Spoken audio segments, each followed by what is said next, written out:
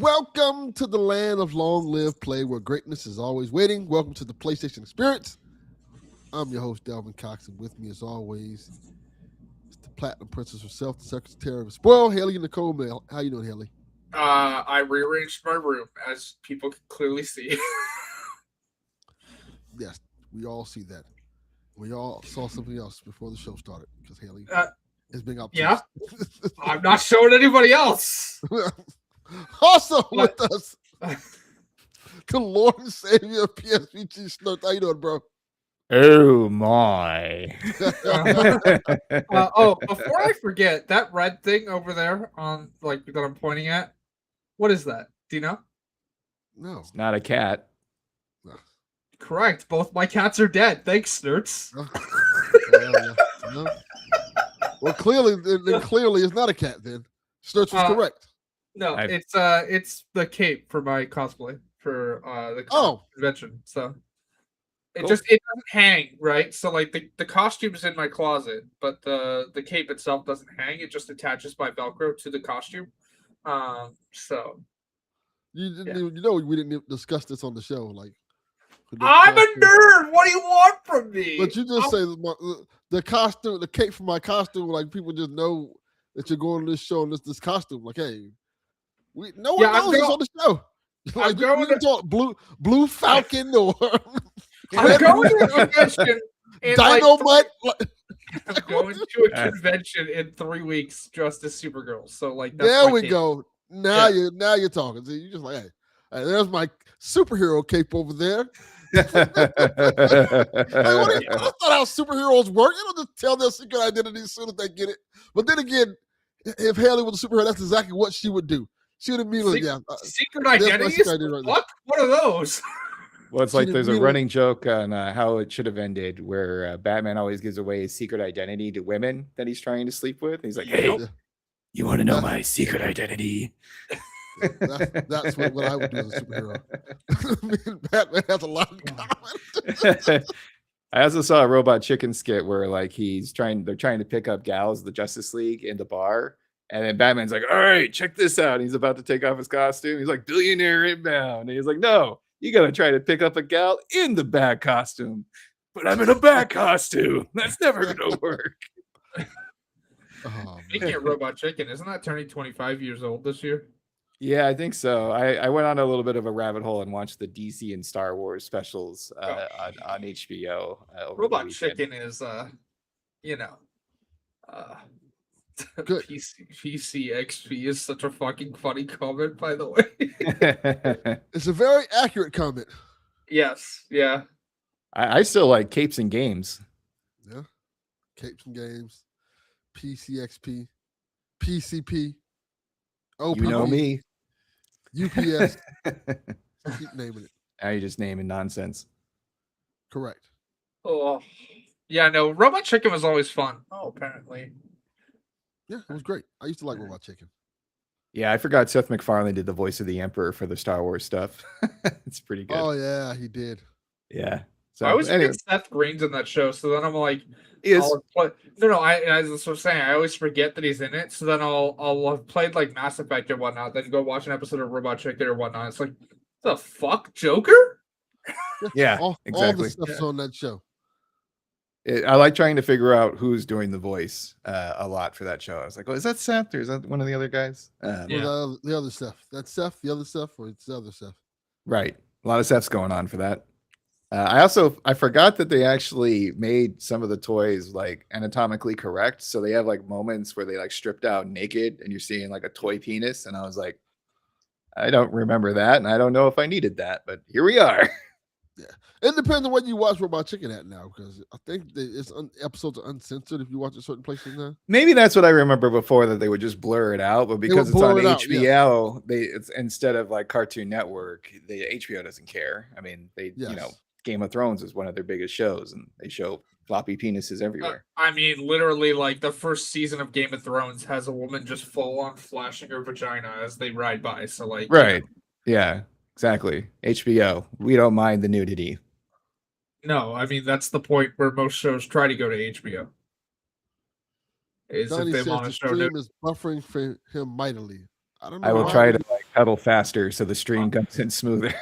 I don't know. I'm not on Wi-Fi anymore, so I know it's not me. I'm Yeah, then all of us, I'm wired in, and all of us. I'm wired in. I'm always wired in. Yep. All of us are. It looks clear as day to us. I don't know if it's just you or I don't know what it is actually. I don't know. Like John 32. Let us know if you're experiencing the same thing that Donnie is.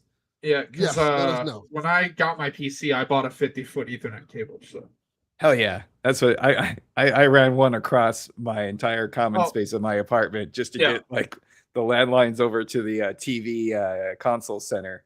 No. So the modem is out in the living room where my mom is. Just because it's the best, like it's where the internet plugin is. Right.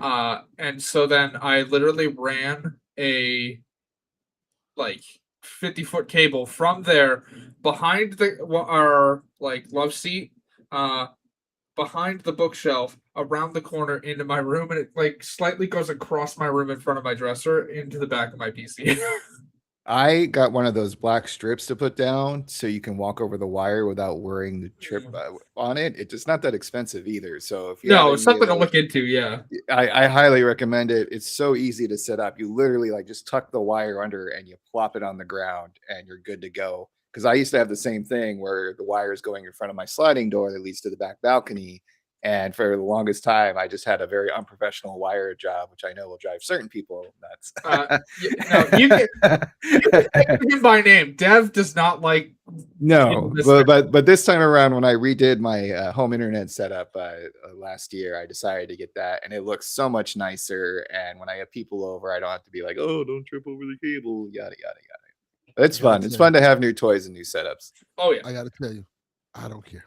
I'm not setting up none of that shit. You come to my house, you deal with what's in there. Now, granted, my house is not messy. My house is very clean and organized because that's how I am. But if you come out and the first thing you say is my cord management, I'm like, get the fuck out of my house. Get the fuck out of here. Well, my concern is more in the first place. It's just somebody tripping over it and then yanking something out of the port or the console or whatever. Like, so that's fair. How bad is your cord management when you have it like that? Like I said, I had an Ethernet cable that like went in front of the sliding door so it could get over to where my TV. Like I'm pointing like people can see. I don't know why I'm doing that. Yeah, point over there. They can see it. But yeah. So because I had it, the cable, the Ethernet cable only going in front of the sliding door. Sometimes there would be an issue that people would trip over. They'd fall, then they sue you. They don't sue shit. They don't remember because people come over and they get high. Well, that's true. So yeah. Anyway, here we are. We're playing video games. We're watching movies. We're watching TV. How's your week been, Snurts? Let's start with Snurts. Fine. Haley has a interesting. Oh yeah, Haley's got some interesting stuff. So we'll save me for a bit. Nice. So I decided to get the beta test going for the Tokon Fighter Marvel. I am so glad. Yeah, shut up.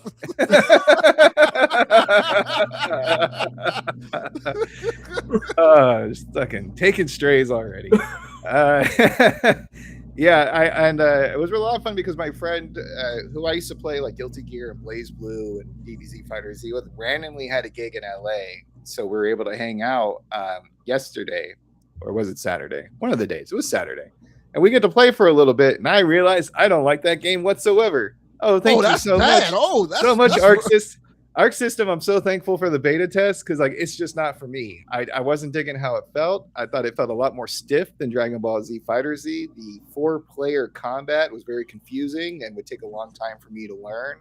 And I just kind of was thinking to myself, as much as I love these characters and this game developer, I don't know if I want to put in the time to learn this to get decent at it to the point where I'm so. I was going to buy this day one, but I am no longer in that camp, and I might pick it up down the road if it's like super cheap, kind of feeling like the Mortal Kombat thing. Like if it's free on the subscription or if it's super cheap on sale, I might go for it. But I am no longer excited to be buying this day one, and I'm definitely pumping the brakes hard because it didn't feel like any game that I played from Arc System before. And it didn't click with me right away, and I don't really want to put in the time to get to the point where it does. Now you make me wonder, should I have played the beta? No, so like from what I saw of clips of the beta, yeah, it seems very stiff. And I want to point out, I know that a lot of people don't care about Fantasy Critic, but like I have this game counterpicked in Fantasy Critic because the stiffness has been noted for months. Like this has been a big thing that people have been complaining about.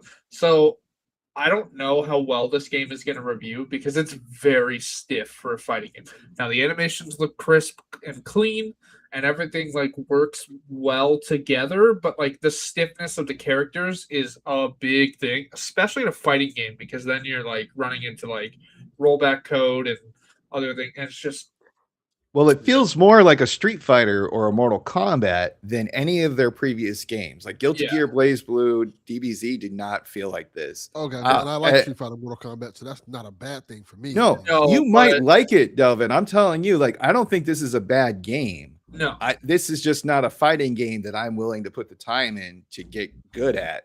And I was really turned off by my limited time that I played it over the weekend. It just didn't click for me. I think it's going to click for a lot of people. Oh, it probably just not for me. I just don't know how well it'll do critically, which isn't a big deal. I'm just pointing out that like the stiffness of characters has been reported for months. Yeah. A lot of those characters hard. Hell yeah. Especially looking at Storm. Woo. Yeah. Like that Marvel. If Storm's hard, I have questions for you. No, like looking at Storm. That's a good point. Anyway, I do think it'll be very popular, and I'm curious to see what it looks like when the pros are playing it at like Evo. That's always when I enjoy fighting games the most because they show me what the full potential is for the game. I just would not be moving forward with it. I also have been playing a crap ton of Black Flag, and I almost got that game wrapped up. Okay. So, yeah. So you like Black Flag? Love Black Flag. It's been fantastic. I'm so glad they got rid of all the modern day stuff. The quality of life improvements. Fuck you, nerds. Fuck you. Okay. So they got rid of the modern day stuff in the game? Yeah, you don't have to go to the HR seminar at the beginning and collect post-it notes and worry about IT and stuff like that. They did, but they didn't. So the modern day fundamentally changed the game? Huh. It's just pirates. No, it's not. The modern day is still there. Whether you engage with it is up to you. You're not actually exiting the Animus, but the modern day is still in the game. Oh yeah, that's when they have the weird robot VR sections with like the people with the tight butts. It was really strange. Those butts were tight. Have you played any of those? You know what I'm talking about, right? I know. Like, you're getting the hints that something's wrong, and you're getting the hints that you're following a dark path. I haven't experienced that in Black Flag yet. But okay. I've experienced several of those in Assassin's Creed Shadows, which is where this type of modern day story started. People with the tight butts. What kind of game are y'all playing? Okay, so Assassin's Creed. Yeah. So for reference, Delvin, basically with Assassin's Creed Shadows, they changed how the modern day works because some people love it, some people hate it. So they've made it in a way where like you don't have to interact with it if you don't want to. But this leads to weird things where like the way they tell the modern day story now is like, for people who know how the Animus works, you're in the Animus taking control of like Edward or Cassandra or Ezio, etc., right? But the new modern day story just strips the avatar from you, so you're like a wireframe, like stiff, like you're like a mannequin. You're like a mannequin model in like the Animus, running through like a path that's like digitally altered. It's like black and white parkour. You'll kind of see these like shiny little portal areas, and you go up and click it, and then you get kind of transported into basically the holodeck or the Artemis, right? Yeah, and it's just like a quick like parkour puzzle type thing in Shadows, at least. I don't know if it's like that in Black Flag Recent because I haven't got there yet. But it's basically that's how they worked in Shadows. Is it was like a parkour puzzle and with a boss fight where like you used character abilities. Yeah, this one, you kind of had this weird deal where you had to follow a lot of people while carrying a chest, and it had all sorts of implications about the plot of Edward Kenny and like the choices that he makes and how that's affecting you and the moral, quandaries or whatever. Quandaries? I don't know. So the modern day is still there, but also they've skipped ahead because for anybody who doesn't know, at the end of Valhalla, the new modern day protagonist that they started with in Origins, Layla, died. She died in Valhalla, and then We're Basim. just spoiling the shit out of that game. I'm spoiling the modern day for Valhalla, which came out in 2020. Anybody who wants to get mad at me, oh no. They will. That's fine. I'm the secretary of the spoil. What do you want from me? That is true. But also, no. She died and Basim took control. Now, people expected Basim would be the new modern day protagonist because, No. he kind of took control of the staff from her that she got from Cassandra. But no.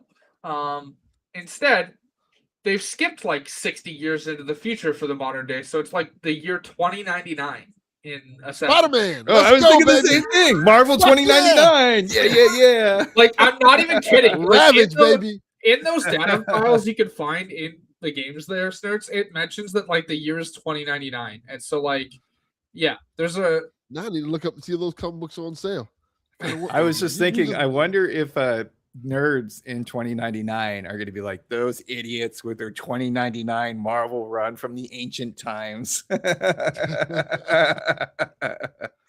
Yeah, so I get it. Like, it's not, I personally am not here for any of the greater Assassin's Creed plot whatsoever. I'm here to be a pirate, to do the battles, to do exploration, and all the little fun various games.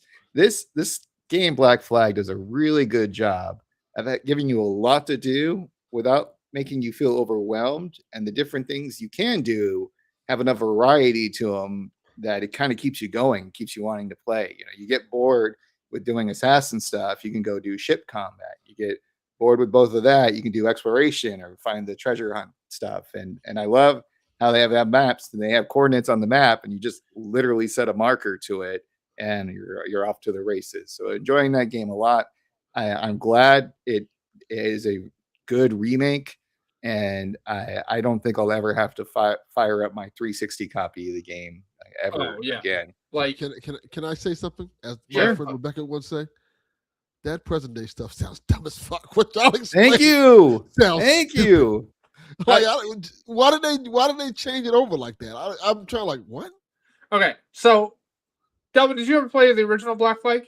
Yeah, I played the original Black Flag. Okay, I played all so those original Assassin's Creed games. but I was all into Ass Creed.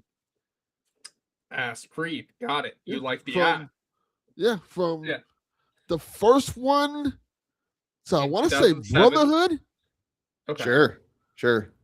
So you were there until Brotherhood. I played Brotherhood too. Well, no, I mean that, but Black Flag came out after Brotherhood. After which was the last one they came out with? The last one with the old formula. Syndicate. Yes, that's a Syndicate. The and modern ones I didn't play as much. I played the one with the Vikings. I can't remember the name of that one. That's Valhalla. Valhalla. I played Valhalla a little bit, like 30 hours. That's a little bit. That's about. The Greek one came out before Valhalla. That's Odyssey. Did not play that one. I haven't. Did not play that one. Oh, that's my favorite. That's my. I did favorite not play Assassin's Shadows. Creed I have game. Shadows. I have not even turned it on yet. Don't. It's not good. It's not good. Okay, I won't turn it And I'm the Assassin's Creed aficionado, so like if I'm telling you it's bad, it's bad. I won't turn it on then. I will just stare at it for the rest of my life. What was the one that was set in France, but all the characters that were NPCs had English accents? Syndicate. So actually, there's a lore reason for that. If you didn't know, like they actually like specifically because of where like they actually have in-game lore for why everybody sounds British in their like where colonization. I just know it's the middle of the French Revolution, and they're guillotining people left and right. Yeah, and you'll be going down the street. And it's like Papa's for breakfast, and you're like, "What? Hello, Governor." It's cocky too. It's not even like subtle British or like aristocratic. It is. You like wanted oi, oi. You wanted the name there for that. That's Unity, by the way. That's the Unity. one that had Unity? Okay. That was the one that had the much maligned release where like you could see inside the character model and all that was there was like the eyes and the like. Yeah. They couldn't afford French people. Yeah. Oh no, we can only afford 3 French people. I'm the lore reason for why everybody sounds British, no matter which Assassin's Creed game you're playing, is because the animus detects like the local region that you live in and translates everybody to that. Even though people are speaking Spanish and Portuguese. I don't disagree that it's dumb, but they did at least give a lore reason for why that is. We gotta stop making excuses for bad game design. Right. like, just because they put it in a spreadsheet and they're like, oh, let's do a little reader file here so they know it's part of the lore. I look at that and I go, you already had English like crowd noises from Assassin's Creed 3 probably because it was set in the colonies. And you're like, you know what? Let's just recycle. We already got the audio file. Everybody Let's just recycle the same thing. England. Yeah, 100%. No, Odyssey. If you've never played Odyssey, Delvin, I highly recommend it. Like, it's very good. It's a very good Greek mythology simulator. A lot of people don't like it because it's not really. It takes place way before the Assassin's Creed Brotherhood is even like invented. Like 400 years before. They mess up the lore. They're not following canon. They're not following historical facts like the movie The Odyssey, which is based on a fictional property. And they'll be in the middle of the Mediterranean. They'll be here, kippers for breakfast. Hold on. But also, dude, the outrage around the Odyssey, which I haven't seen, but I know that Delvin Jr. did, which I hope he loved it. Hell, I took him to see it. I know Delvin Jr. saw it, yeah, because his dad took him to see it. I know that. That's the reason we didn't record 2 weeks ago. You were like, I know Delvin Jr. said, yeah. You could have like, I know you saw it, Delvin. Yeah, but when you messaged me to tell me we needed to change recording dates, it was all about Delvin Jr. So I was just making it about Delvin Jr. I didn't give a fuck about that movie. I could have gave a fuck less. It was good. How was the 3-hour movie, by the way? It was good. It was enjoyable, but I wasn't like rushing to go see it. I went because I got since we already talked about it, I got press passes to go see the movie because back in the day I've talked about this before plenty of times. I used to like do reviews and stuff. I worked for a movie review site and a couple of like hip hop sites and stuff like that. And during my time doing that, I used to get press passes and stuff to go see movies and stuff. So I used to see a lot of movies for free and do reviews on those movies and things. And they still send me the press pass. So sometimes I get a press pass from, not even sometimes, quite often actually. Like I got one for Disclosure Day. I just didn't go see it. I got one. I didn't think I was gonna get one for the Odyssey. But just something for the Odyssey. Like, all right, I'll go see the Odyssey. I know he wanted to see it really bad and stuff like that. So we ended up going to see it. It was good. It was very good. Long movie. Yeah. Very long movie. I'm sure it's good. I know this is going to piss off the cinephiles, but I'm just going to wait for it to come out and I'll watch it at home. That's okay. I'm going to piss off the cinephiles too. I don't like most Christopher Nolan movies. Oh, I like most Christopher Nolan movies. I don't go to the theaters that often, and I just don't care. Well, yeah, there's that. I want to say I like all Christopher Nolan movies. The only Christopher Nolan movies that I've enjoyed are the Batman movies he did, and they're not even good Batman movies. Uh-oh. Like, they're good movies. They're not good Batman movies. Well, they're okay. I like Memento. Hey, man, it shouldn't take 50 minutes into Batman Begins for Batman to begin. That's why it's Batman Begins. Right. He's beginning. It's not Batman at the start. Uh-huh. Anyways, it should not. So I take it, Haley, you like the Batman better than Batman Begins? Yeah, I do. Which I actually kind of agree with. I like the Batman better. The Batman is an underrated movie, strangely enough. So I like the Batman, better than Batman Begins. I like the Dark Knight better than the Batman.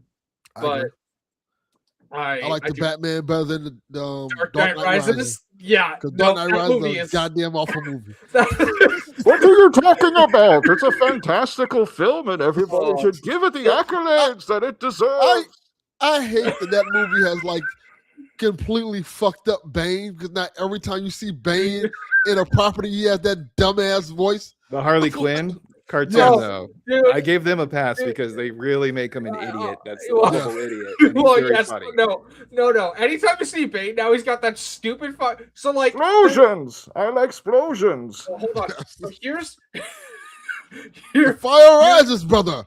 Yeah, no. Here's my thing, though. You will stay behind. They're expecting somebody in the wreckage. I don't know if Snurts knows this, but they're making an absolute Batman animated series, right? Oh, I know that. I know that. The comic book is excellent. Oh, yes. It is. But I read that. Bane in that movie, or in that show, is he gonna sound like this? Because Bane's like 6 times taller than fucking Bruce in that fucking thing. Like, and Bruce is big in Absolute Batman. Bane is like 400 feet tall. Also, Bane is Latin. Yes. Yeah. So that's the thing. Like this, why does he sound like that? He's Latin. I Makes was no more fucking curious sense. about the Nightfall cartoon movie that's coming out. I hope they make him Latin in that one, and they actually kind of They should. The cast for that is available. Give me a sec. Oh my god! If it says something like Ryan Gosling is Bane, I'm not going to be happy. No. Hey, speaking of Ryan Gosling, though, he is going to be Ghost Rider, Yes. Yeah, I know. which I'm very excited for. I'm less excited that Michael Mando is Bane in Nightfall. I don't know who that is. Is Voss that from Far Cry 3. Can't see me. Voss from Far Cry 3 is. Oh, that's Michael great. Mando. That's who should be. That's perfect. That's perfect Yeah. casting. much better? No. No, but yeah, no. Bane is Latin, so it's very Yes. weird that he's got this like. I was born in the darkness. You were really molded by it. Like, It's so ridiculous that he has that voice. And if I remember correctly, in Dark Knight Rises, he's like Arab. yeah, Yes. Because and he he's has, part like, of this- like he's part of like the League of Assassins. Assassins. Yeah. Yeah. which is Arab, and he has like this weird British type voice. and again, nobody can consistently pronounce Ra's al Ghul's fucking name. They all just call him Ra's al Ghul. It's Ra's. Correct. Like, Look it's, at John it's a- 32. Hold on, I'm not Look at insulting Tom Hardy. I just think it's funny that he gave Bane that accent. Look at John 32. I love John Hardy. He's a fucking absolutely terrible actor. He is an awful actor, but everything he's in, I'm mesmerized by. Like, he made Sure. the Venom movie fun. Oh, dude, Yes. him getting in that fucking lobster tank in Venom 1. like the Venom movie is so bad, but Oh, it's so enjoyable. Yeah, it's so. Because I would- Any movie Yeah. that Tom Hardy is in, whether it's a good movie or not, Tom Hardy is always usually the most enjoyable part of it because dude's just having the time. I agree. It cracks me up too because there's a meme going around. It's like, why is Tom Hardy's face always covered in movies? And they show him in like Dunkirk as Bane and Mad Max, where Mad Max, most of his dialogue was grunts, and he did that pretty good. Tom Hardy is the opposite of Jared Leto. When Jared Leto fucks up every character he does, Tom Hardy actually makes every character he does kind of better. And Sure. it's not Yeah. because he's good. It's just because he's just being Tom Hardy as that character. Like every character Jared Leto plays, he completely fucks it up. Like what, about Masters, Joker. what about Masters of the Universe? I've heard he does a very good Skeletor. He's very- Skeletor, that's the only he's good one- at Skeletor. But like, That's the But only role he and that's also, again, yeah, Donnie, what do you expect? You know what you're getting with this show. we are doing a podcast about goddamn PlayStation. What the fuck do you expect? right. Anyways, no, Jared Leto is exactly the kind of guy who, like, if you hear he's in a movie, it bombs because everybody, like, why does 'Cause this he's guy keep getting terrible. roles? He's awful. He is an awful. Every movie he's in, he fucks up. I'm Morbius, so he's sad terrible. we're never gonna get another Tron movie because he sounds so bad in that movie. Yes, Requiem for a Dream, but he also plays a heroin addict. So which is accurate. He's playing himself. Fucking crackhead. That's why. I will say this. He's awesome in Master of the Universe. He Only is. He role I plays a ever good liked. Skeletor. It's on Prime, but like I haven't watched it yet. So. Everybody should watch that movie. It's excellent on Prime. It's a very fun movie. Very fun movie. I loved it. I love It was- the part where He-Man tells him, "Won't you fight me, man, face to face?" And he's like, "First of all, I have no face. Second of all, no." yeah. Yeah, I think I saw a clip of that where it's like, I don't have a face, but also I don't want to. Like, I'm also very curious to see how many people go as like Jim Bro Skeletor. for Halloween. Yeah. Yes. I'm curious how many Skeletor cosplays I'll see at Fan Expo in a couple weeks. So Probably Sure. not. I thought the Masters of the Universe movie was fantastic. It's fantastic. I'm glad it has overall positive, and I feel like it's one of those things that's going to be a cult classic. yeah, Where it didn't do good in the movies, but kind of gained a following after the fact.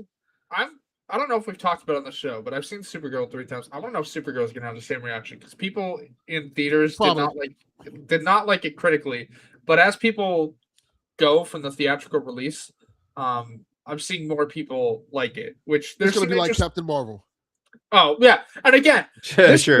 this movie was getting hated on and criticized for things that weren't even publicized before it Like was out Captain Marvel. because literally it was just a woman. Also, one of the criticisms for that movie is fucking insane to me. They're like, Millie Alcock was an ugly choice for Supergirl. Have you seen Millie Alcock? What? People are just weird.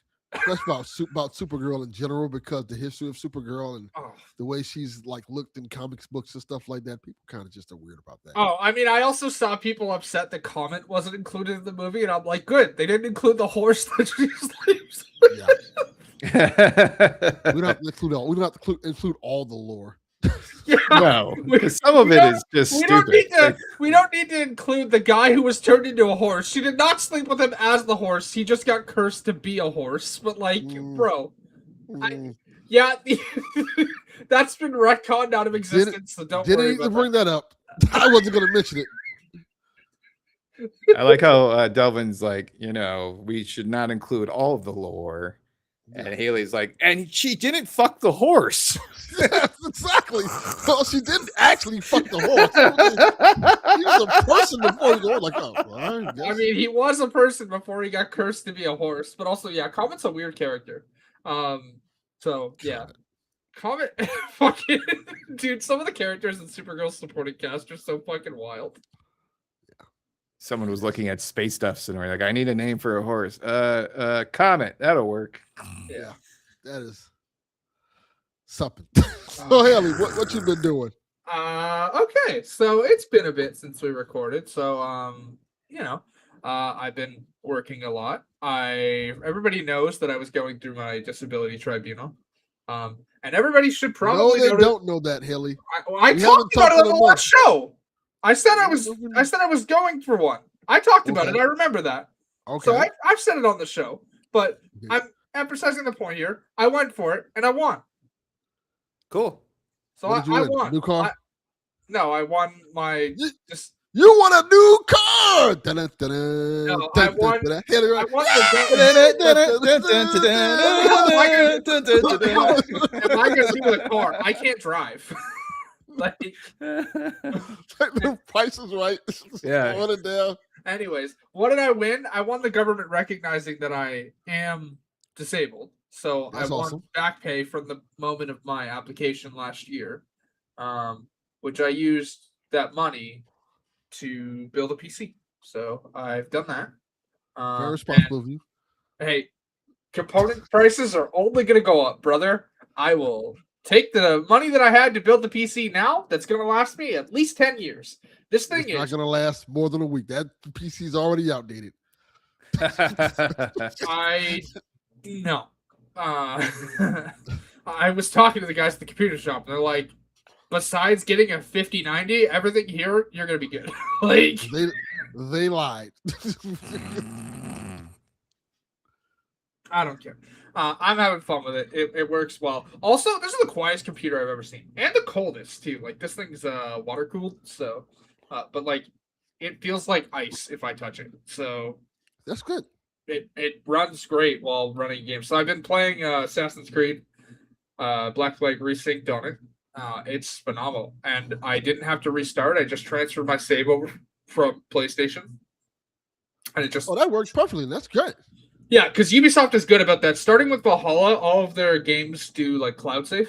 So like you have a main file that just uploads to the cloud, and then you just pop it over when you switch a platform, and it's right there.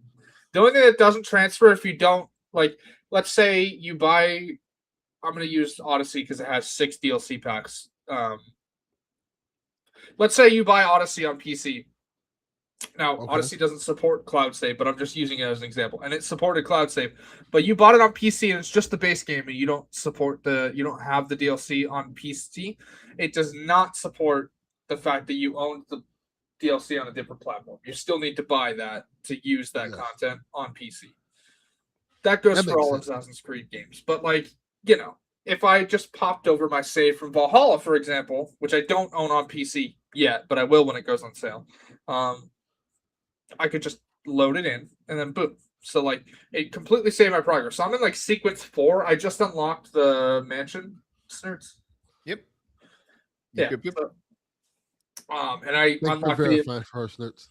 Well, Snurts is probably way farther than me, because the other thing that's been going on this week is I only got the PC on Tuesday, which is fine because I bought the parts for it Friday. But because my disability settlement came in Thursday, we bought the parts for it on Friday. Friend built it over the weekend. Boom. And then Monday morning at 9 a.m. I think. No, it was 8 a.m.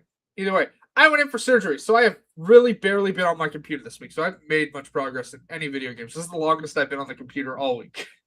So you're going to tell people what surgery you got? I am going to tell people what surgery I got. You can let them know that you got the breast implants already. I fucking wish, brother. No.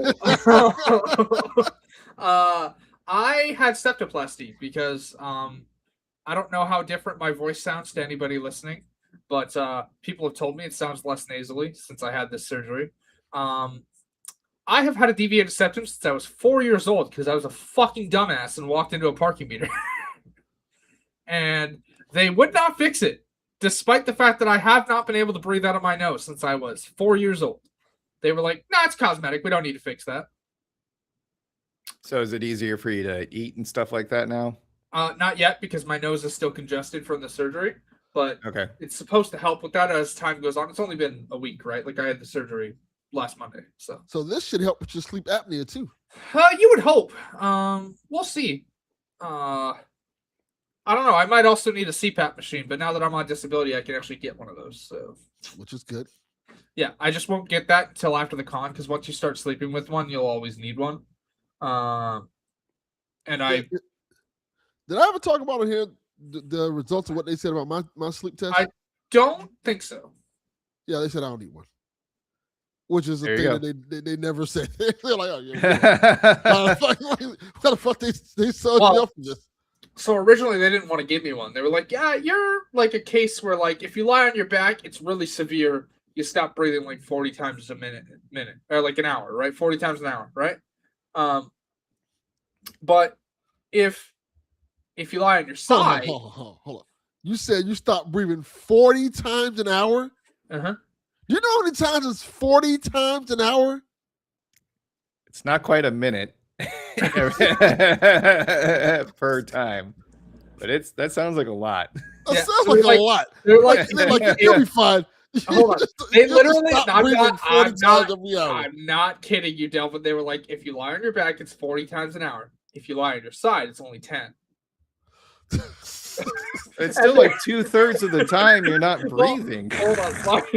My favorite part. Or am I making? No, I'm going. Just lie on your side. You don't need to worry about that.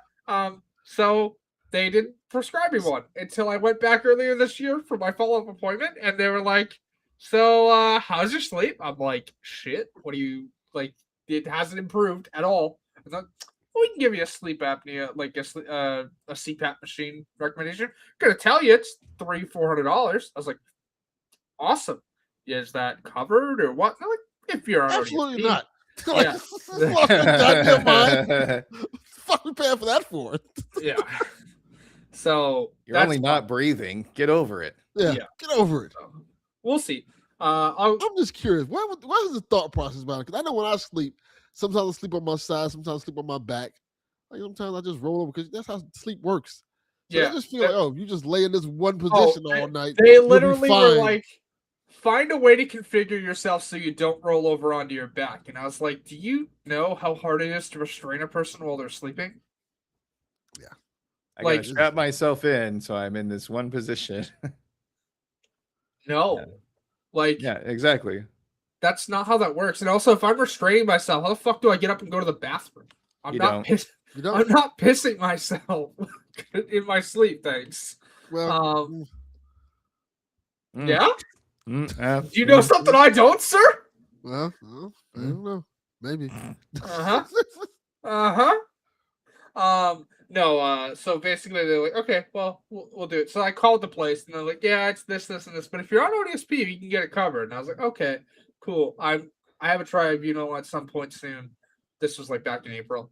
So if you get approved, call us. And yeah, I'll call them back after the convention because I appreciate that you have just like killed the lore of how good Americans think Canada's healthcare system is.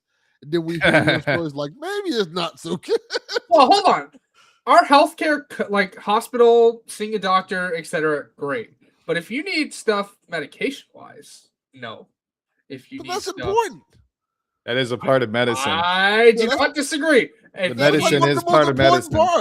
You know what else isn't covered in Canada? Dental care. Can you imagine going to the hospital and being like, "Hey, you have cancer, but we can't give you the medicine for it." Right. Yeah. No, that's covered. You got to figure that shit out. The chemo's free, but all the other pills that you have to take, it's all on you. Yeah, I mean, it depends on what kind of medication, but it's usually covered by OHIP or whatnot. So, and for those stuff that's not, there's Trillium or disability or OW, etc. But like, yeah, so it's not the best, but it's like you could see a doctor without it costing you $600, which is good. We can do that too here too. Just get shot. $1 million you want. Either way, yes, I've killed the Lord. That's fine. But once you start sleeping with a CPAP machine, you're generally going to need one for the rest of your life, from how I understand it. So I'll get it after the con, since I'm going to be sleeping at a friend's house for the con. Is that accurate? I don't know. Once you idea. start using it, you just can't stop. You cannot stop using it. I mean, it sounds like medical treatment in general. I mean, You'll need this forever. Give us money. My favorite thing about medical treatment was when someone was like, "Oh, you start taking this estrogen, you're going to need it for the rest of your life." Yeah, that's the point, brother. It makes me feel good. It makes me feel like I'd like to be alive. I'm fine with that. Thank you. I appreciate you using the Hulk Hogan slang. Give me the estrogen, brother. Yeah. I mean, I say brother a lot. I don't know what to tell you. Like, not even Hulk Hogan related. I just say it a lot. All the Hulkamaniacs and the estrogen. Oh. Speaking of, fuck Hulk Hogan. Fuck that guy. Anyways, I have tickets for Spider-Man on Friday, so I'm excited for that. Spider-Man is this Friday? It is. Yes. July 31st. Time is flying. I guess I need to go do something about that, huh, man? I need to get some tickets. I also managed to get my tickets for Avengers Doomsday this week as well. You're one of those people who buy tickets like 6 months in advance. Hey, man, I made sure I could see it the day before it opens at 1 p.m. December 17th, 1 p.m. There'll be tickets. I remember back in the day, they were like, this isn't midnight. 1 p.m. kind of cracks me up because it was like, I remember like, no, you want to see that? Midnight, start camping out, 1 p.m. is because this movie is also 3 hours long, almost. It's 2 hours, 45 minutes, but it's still... You're not helping this movie at all, Haley. Now I don't want to see it. Hold on. This is an Avengers movie. What do you expect? It's going to be long. It's going to... Once you said 3, I'm like, oh. Right? But also, like, I grabbed it, and 1 p.m. makes sense because it's in December. So, like, it's also, like, right before Christmas. So, like, everybody's going to be, like, out of school, etc. for the holidays. You're not selling you on this movie, Haley.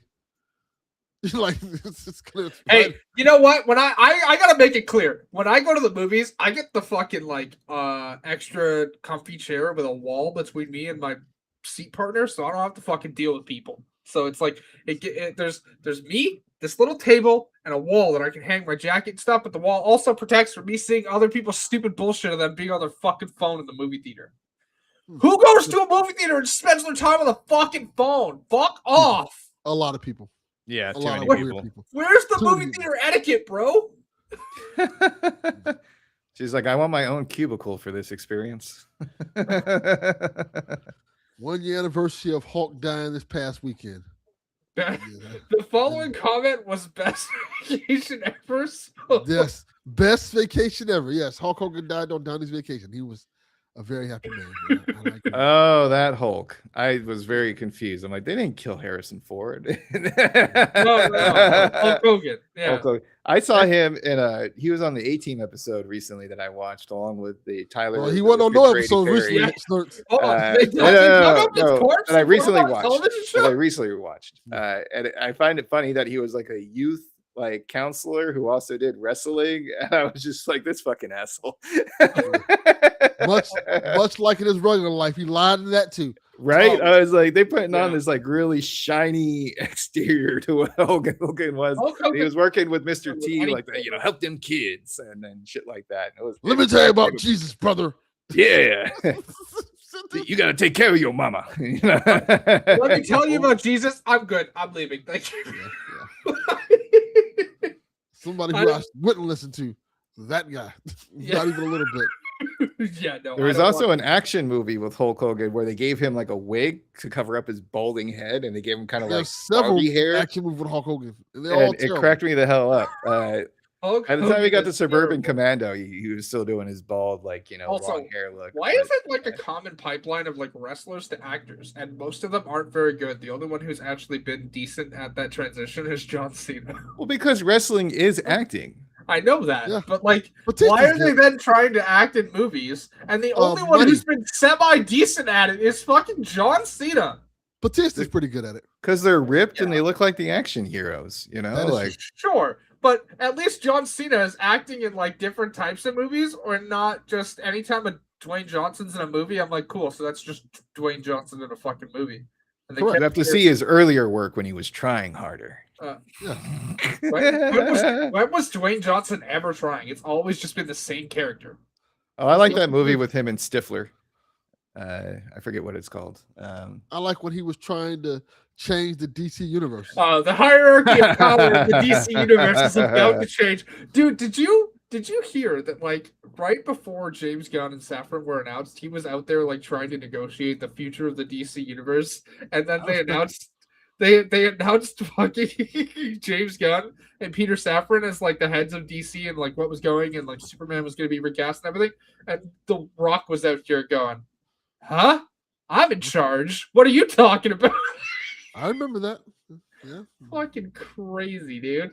the legend. Oh, He got to make his movie. He should be happy. he's not. He's not happy. He's out. Did you see he was out here doing live action Moana? That shit looked terrible. It does look terrible. It does. I don't like any of those live action remakes anyway. I don't It's either. just a cash grab, and it's annoying. Hey, what if they do live action Toy Story? That would be jarring. But with Don't worry, though. Tim Allen and Tom Hanks, they're old as shit. That'd be hilarious. That's what they should do it. Yeah, now, Yeah, now right. you just sold me on it. Yeah, Old ass Tim Allen as a toy. Right? Like just dressed up as a toy. just sitting there like, yeah, you stupid toys. Just, I feel like he's smoking a cigarette all of a sudden. Buzz is smoking cigarettes. Yes, we need that. Saving Red is good. I like that one. Yeah. No, other than that, like just because I know we're 47 minutes in and we're not at the news yet. Besides the PC and the surgery, most everything's good. I did get told by my doctor I'm not allowed to go back to work until after Wednesday. So that's fun. That's good. You gotta go back to work. Yeah, it's not good money wise though. Well, but your health is more But- important than money. Right. And also, I Yeah. feel like you getting on the disability is the pay at bureaucratical the end of the hurdle that Yeah. you kind of needed to get more benefits from the system. Yeah. Yeah. They pay in arrears. So like for Oh. July, I get Whoa. Phrasing. what they pay in arrears. Like Oh, wait, that's not what I heard. It sounded like you said they pay in the rear. I'm like, whoa. pay What is in- going on? I They think- pay in arrears. So for the month of July, I get paid on July 31st. I For see. the month of August, I get paid on So they're August not paying you in your rear. They're not just dropping 20s down there. and I shit. would have just said the end of the month. They pay at the end of the month. Yeah. Well, I don't know even these still, fancy- saying they pay it at the end of the month could be for the month ahead. But no, they pay it in like for the month that just happened. So, Gotcha. Yes. so. You're 1 week behind. In the rear. I was gonna say, is it behind another joke? Like I don't. I got nothing. I'm just excited for Spider-Man on Friday. So It does Am I look going good. to see Spider-Man this Friday? Probably not. Oh, I have tickets for 7 p.m. at Friday. I have like a job, shit, responsibilities. I got next week off. I should just go to the movies at like noon on a Tuesday. I will say, should- what was really cute when I bought my Spider-Man tickets is every filled seat was a Spidey mask. Oh, okay. Sweet. I don't know what the fuck that is, but okay. No, like the Spider-Man Like the little mask, icon. the icon for a filled seat that was not available to buy was just Spidey's Oh, face. Okay, that's cool. Yeah. Maybe I should like talk to Donnie and like we should record Shaq on like Friday night so I can lie to everybody and tell people, hey, I'm recording Sunday and not really recording Sunday. Just go to the fucking movies. Sure. Yeah, I mean, you can't you record early, or does like the going live thing on We YouTube record and Twitch? early on the Sunday. We record like Oh, 11 sure. a.m. That is early. Yeah. That's early. Yeah. So yeah. All right, want to get to this news? Yeah. Here's some news you can use. All right. I mean, Halo 2 is apparently all but confirmed from a MCU like post credit scene with everyone's favorite sergeant. Halo 2?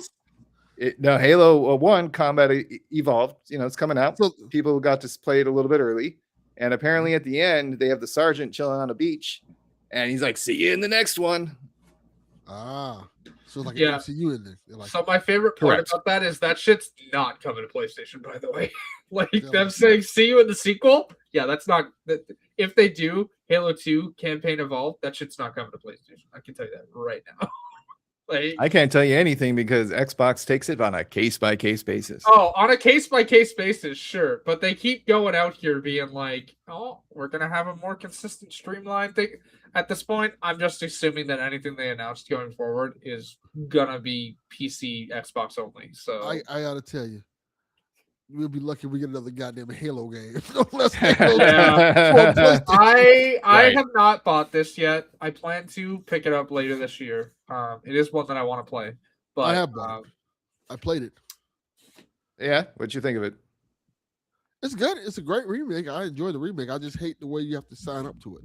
Like, Oh. you cannot play the game at all. You can't even get into the fucking game until if you don't sign have up a for Xbox. Microsoft account, yeah. You have to sign into your Microsoft account and your PlayStation account. Oh, I Yep. see. For a single player game, by the way, you shouldn't need to sign into the Xbox account for a single player game. For a But single they had player a experience. 4-player co-op for this one. I mean, sure, Yeah, but if you you're can't not even gonna get play, to if the you're not going screen. to play the co-op, you just want to play by yourself, which is exactly what Delvin does. Oh, I If see. Delvin doesn't Yeah. do co-op. This is the thing. You can't get past. You can't get to the start screen. You can't even get to the start screen unless you sign into your Xbox account. Gotcha. Like, there's Yeah. no other option. Like, as soon as you turn on the game, it goes to sign in your Xbox account. Yeah. You Okay. can't get past that and play the game or get to any of the other functions until you sign in. I will point Hmm. out Forza Horizon 5 on PlayStation is the same thing. You open the game and the first thing it does is prompt you to sign into your Xbox account. If you don't do it, you can't do anything. It just closes the game. Which is stupid. I thought Gears of War was the same way, but No. my memory is No. not. No, You Gears just doesn't go make right in. Gears No? doesn't make you sign in at all unless you want to play cross-play multiplayer. Correct. Okay.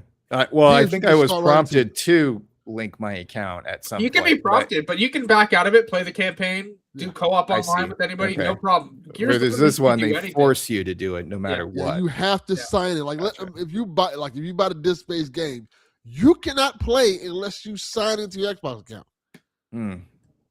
Okay. Yeah. Well, I mean, and once you're signed in, right? So after that, it's clear sailing. Yeah, after but- that, you're good. yeah. I know, but when I was feel the doing- same way, honestly, about Ubisoft games. Like every time they're like, if my account isn't linked or whatever, and you got to connect to the Ubisoft thing, and there's all this Well, where other are you extra stuff. playing them? My PlayStation. That's different. They're making you sign in for metrics. But for example, also they're making. I've explained this earlier in the show. They're also making you sign in so you have your save if you want to play. But I'm it. talking about just from a user standpoint. It's like an extra layer that you got to go through before Sure, playing but the game. most people's Ubisoft account is just by default their PlayStation Network account. Like that's how I signed into my Ubisoft account on Sure. my PC. It's just my PlayStation account. Hell, But that, it'll my be a point fucking being is like Ubisoft. there's more and more games out there that you have to sign into all these different accounts to play What or was to that, get the Delvin? full experience. So Say, hell, you're being big Ubisoft. You're talking for the man. Oh, what? Like Gluck? I'm sure. I don't know, man. Like, What was that? You know what that was. I also heard for this Halo game that you have to have your own PlayStation account and Microsoft account to play like split screen on the same screen. You have to have your own. That was a miscommunication. Yes. That was a miscommunication. So you need PlayStation Plus to play online co-op. You do not need PlayStation Plus to play single player, not like single player co-op on the couch. Each person does need like a user profile on the PlayStation. They don't need. You can't be guest. No, you can be guest. You just if you want to play online, both people need to have PlayStation Plus. Like this is what they mean by miscommunication. Like they came out and addressed. I see. So if you want to do 2 players on your couch and another 2 players online, everybody has to have a PS Plus subscription. Correct. If you just want to do couch co-op, you're fine. Yeah, and also, and for most people, like for example, Donnie gets the benefits of my PlayStation Plus subscription because his console is set as my home console. So like if Donnie wants to play online on like say Madden on PS5 without paying for PlayStation Plus, he can do that no problem because I pay for PlayStation Plus to get the benefits of it. Donnie just reaps the ability to play multiplayer on his console no problem without having the subscription. So like, I see. That's good. So besides being a Halo fan and also a fan, honestly, of MCU post-credit scenes that set up the next adventure, I just was thinking about what if everything goes to shit, the game doesn't sell well, Halo's on its last leg, and then this will be one of those things like, you remember when they were teasing the Halo 2 remake and nothing happens? We've already seen the Halo 2 remake. It's called the Master Chief Collection. I will also say I will never understand why they remade this game instead of just porting the Master Chief Collection over because that's less work. We got the answer why they remade this game. So they can sell each game individually remade. For $60, $70 a piece. Without multiplayer, by the way, in the year of Halo's 25th anniversary is a fucking crazy decision. Also, Halo 2's story is not as good. And Halo's 3 story is barely better than 2.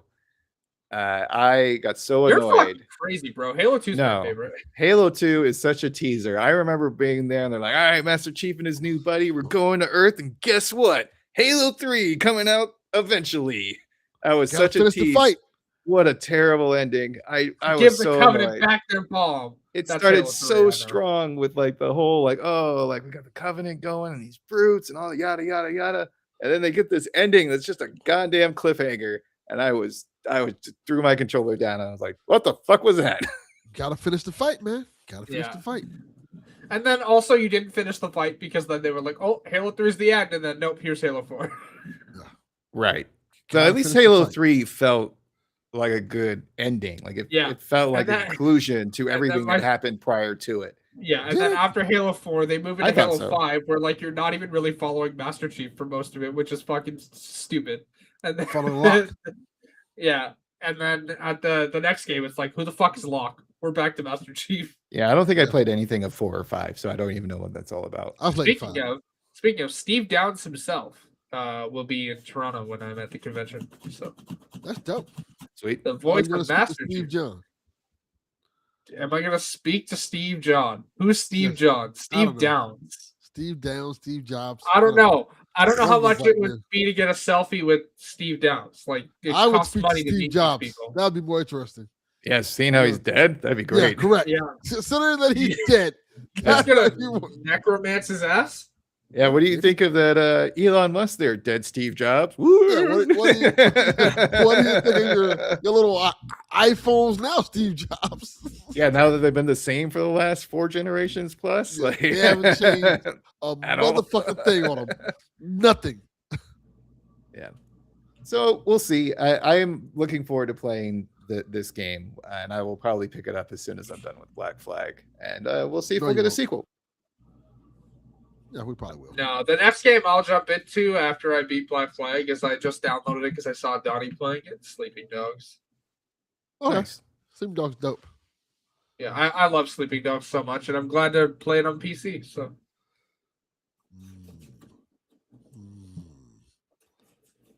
All right. Well, fans of 007 First Light are in for a treat because we have new TACSIM missions available, and this includes weapons and outfits as well. So it seems like they're going to be supporting this game through the TACSIM in a much more robust fashion than I imagined, and I hope this trend continues because I am looking forward to diving back into that. There's also mentions in this article about New Game Plus coming around the corner. Yes. And I believe, I don't know if they added it for this one, but they were teasing in game that there was going to be a TACSIM that involved the really cool spy car that they have for the game. So I haven't gotten to this game yet. I want to get this one too. I do also want to call out John's comment about Ben Starr being at the convention as well. So is Jennifer English, which is again why I'm not sure I have the money for Steve Downs, because Ben and Jen are my two that I need to meet. Are Ben Starr and Jennifer English. Like those are the two that I definitely want to meet. I'd ideally also like to meet Aaron Moriarty from The Boys and Reacher, but that's a lot of money to spend on just getting a photograph. What is it usually a pop for an autograph and a few moments with the star? Well, it also depends because some of these people offer the option to take a selfie at the table, which is significantly cheaper than like a photo op with these people. So like a photo op for Reacher is $130, right? Woo! That's a photo op though. Like you're in a segmented area, you get more time with them, you're paying. But he may also, this is never posted online. This is up to the star on the day of the convention.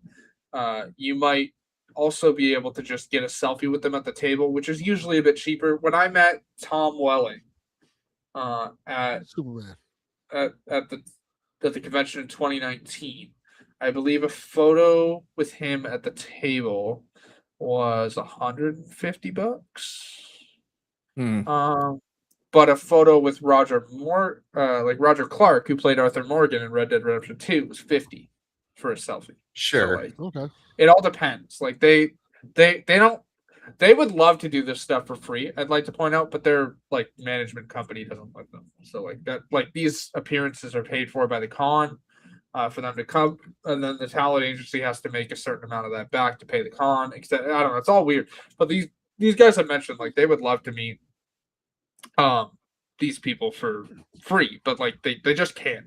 I will say, I'll point this out. Anybody going to conventions, if you're wearing Meta Ray-Ban glasses and think you're being smart or like safe when you're recording voice actors without the permission, or just actors in general, they hate you and they're immediately trashing you to the audience. So like, don't do that. I want to point that out because I've seen a couple of videos of that recently of people just going in line at conventions and doing that. But yeah, no, that's why Ben Starr and Jen English are like my mains, because like I love Shadowheart and Ben Starr's phenomenal. I've not. The funniest part is I bought Final Fantasy 16 on PS5, but I'm not going to play it because I'm on PC. But he's phenomenal as Verso in Expedition 33. So like I'd love to meet Ben Starr.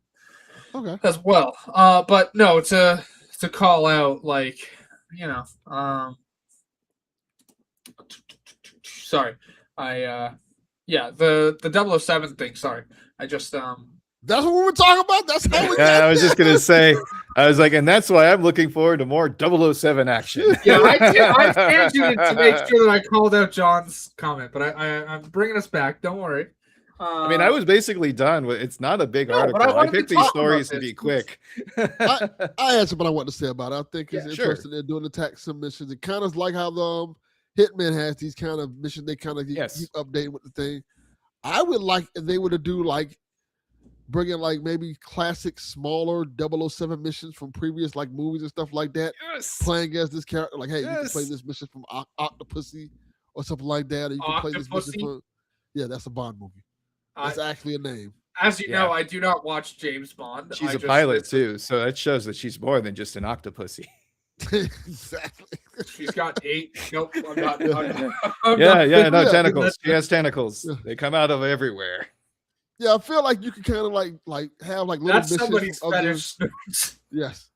That definitely is. No, I mean, imagine doing like the opening dam scene of GoldenEye. Yes, that's what I was thinking. Like just adding like little missions. I would pay for that actually. Like, hey, here's that sounds like good DLC, to be honest. Yeah. And have you done the tax Sams? Have you played this game a lot, Delvin? Yeah, I played it a lot. I haven't done all. I did played a couple of attack sims, but they're fun. They're a lot of fun. They remind me like the Hitman. I thought they were missions. great. And I Yeah. think that's where the replayability comes from. So if you're playing this game and you get through the main story in 20 hours, you're like, I want more. That's where you want to start doing the tax sims or the challenges within the actual story itself, because it adds different gameplay elements, or it encourages you maybe to take a different path to victory than you would when your initial playthrough happened. And I'm glad that they're pulling in more of the giant set pieces where you get to move around stealthily, and it's not just kind of fighting somebody. Which is great, because right now they only have 2, and I was very happy to see that they're extending it further. Yeah, Yes. it's dope. Like I said, I like the fact that they're doing it. Hitman is really good with doing that, like ultimate replayability value. Like you pay like $70 for that, not even $70, you pay like $60 for that Hitman game, and that game content lasts for like years. Like you got to like kill Van Damme and kill like all these like celebrity actors. It's like it was pretty cool. I mean, dope. you could kill Wiz Khalifa right now. So there you go. Who would want to kill Wiz Khalifa? Oh, hold on. So that's a replacement for the Conor McGregor mission, because Conor McGregor is a piece of shit. So no, they should not replace him. They should let you kill Conor McGregor. If there's anybody we want to kill is him. The reason they replaced him is because he actually did all the voice acting and whatnot for it. So using that level, they would have to pay him, and they don't want to be paying him. So, well, just take his voice out. Just use a double. Yeah, instead of Conor McGregor, it's like hire some English man. No, I wanted to play 007. But I came out like real close to Batman, so we do that. And now I need to finish Batman. I have to rebuy it on PC. Oh, Lego Batman. I'm like, oh, yeah. What the fuck Batman you talking about? Oh, Lego Batman. Lego Batman. Yeah, it's a great game, but it's not going anywhere either. It will be something that's very evergreen, and you could just kind of put it on the back burner, maybe wait for a sale. Like, Also, speaking of Hitman, anybody who's not played it, like that game is consistently on sale for like $35 Canadian. Fantastic game. So I do not know like what it is in US pricing, but like when that game's consistently on sale, and that's like World of Assassination, so that's all 3 Hitman games. So you're getting like 23 levels for $35, each one featuring multiple missions, like using different levels. Like you've got hundreds of hours of content in Hitman. So yes, nice. All right, Black Flag Resync hits 3.5 million sales. It's popular, folks. In case you haven't figured it out yet. Oh, I helped. I bought it twice because I bought it on PlayStation, and then I bought my PC, and to continue playing it, I bought it on PC. There you go. That's interesting, because in the footnotes here, they're like, "Thank you to Haley for buying this twice." It says that. That's interesting. But good for them. They, this blew, to use the pun, it blew their expectations out of the water. Oh, it blew their yearly sales expectations out of the water. I don't know if that's in the article, but they've yes, it is. that. Correct. Yeah. And so good for them having a hit on their hands. I think it was a nice little boost, because I feel like every time we've been talking about this developer, it's just been kind of like, what the hell are they doing? Yeah. At this point, it's also been like they've had like so many bad things happen in development. Like, I don't know if anybody else saw that they canceled the Far Cry 7 extraction shooter. Like, they should never have. That was a good idea. I know. That was a very good idea. That is not what I wanted from a Far Cry game. They should have never did that shit in the first place. What the fuck they was thinking? Right? Yeah. That's not bad. That's good news. Like, why the fuck you do that? I know, but like they've spent so much money on it, and then they just flat out were like, "Oh, we'll cancel it." So yeah, it's also the first Assassin's Creed game to reach over 100,000 concurrent players on Steam. Yeah, so I feel like it's doing good. They're gonna probably, because this game is doing so well, they're gonna probably just do other Assassin's Creed games. Like this. So I want to point out, before this release, they said other remakes will depend on how well Black Flag does. Well, we're 100% getting them. They're probably going to do 3 and a couple other ones probably. If they're doing anything, I think they're doing 1 and then the Ezio trilogy before anything else, because those games need the modern uplift. I feel like if you did the second one and included just all the content with Ezio, that would be a good bargain. That's what I assume they'll do for that, because Brotherhood and Revelations are basically like 20-hour DLCs for 2, basically. Yeah, possible. Like I said, or 3, because 3 connects to this game. So Isn't that the one with like evil George Washington? So that, by the way, my favorite instance of DLC in Assassin's Creed game is a what if thing, where like, what if things went wrong? Which is not how the Animus works, by the way. You're not supposed to be able to do that. You're not supposed to be able to see. And thank you. It's not real, Haley. But hold on. This is not the Odyssey. Hold on. Yeah, we're not mad about Elliot Page being cast as Achilles, even though, spoiler alert, he's not fucking cast as Achilles because Achilles isn't in the fucking movie. Correct. And also, Helen of Troy never fucking existed. None of this shit ever happened. It's all mythology. Fuck off. But the Artemis is real. Yes. Thank you. I need to point out that all the losers screaming online that they cast Lupita Nyong'o as fucking Helen of Troy. Fuck off. None of these people are real. It's all mythology. She's going back to her Bane impression. Yes. The fire rises, brother. I'm doing this so I don't audibly spit on the mic on camera because, I'm a little congested. So, I'm not going to say. Never mind. Keep it phrasing. Keep it phrasing. When are we bringing phrasing back? Hawk Tua and spit on that thing. Yeah, there you go. Honestly, you've been podcasting longer than she ever will, so that's good. You probably had a better career than her too. I was going to say we've all had better podcasting career than that lady. Didn't she pull like a cryptocurrency rug coin poll like 3 months after she did that thing, and nobody's heard from her since? Look, if you're fucking stupid enough to get cryptocurrency advice from a bitch who calls herself Hawk Tua, you probably deserve every scam you get. Man, that's how we get our PSVG funding. Is we start making our own coins, for the exchange. I think my favorite thing is the fact that Twitter apparently opened a bank account linking today, to which I said, "Hey, do not give Elon Musk your bank." That sounds like a great idea. That sounds terrible. Give the fucking guy where's all my money? Fuck you. Like, I'm not kidding. Before we started recording, I saw an article that said X Money launches today in the US, and I was just like, do not give Elon Musk your bank account information. Fuck off. That sounds like a perfect way for money laundering. Right? Like, do not give the fucking fascist your bank account information. Yeah. What's next? Social media banking? Come to the bank of Facebook. I mean, the dude has been obsessed with an everything app forever. He's also obsessed with the letter X, but He's obsessed with a lot of things. We don't have the time. We should just keep moving. Yes. All right. God of War, is it Laufey or Luffy? Pronounce it for me. Laufey.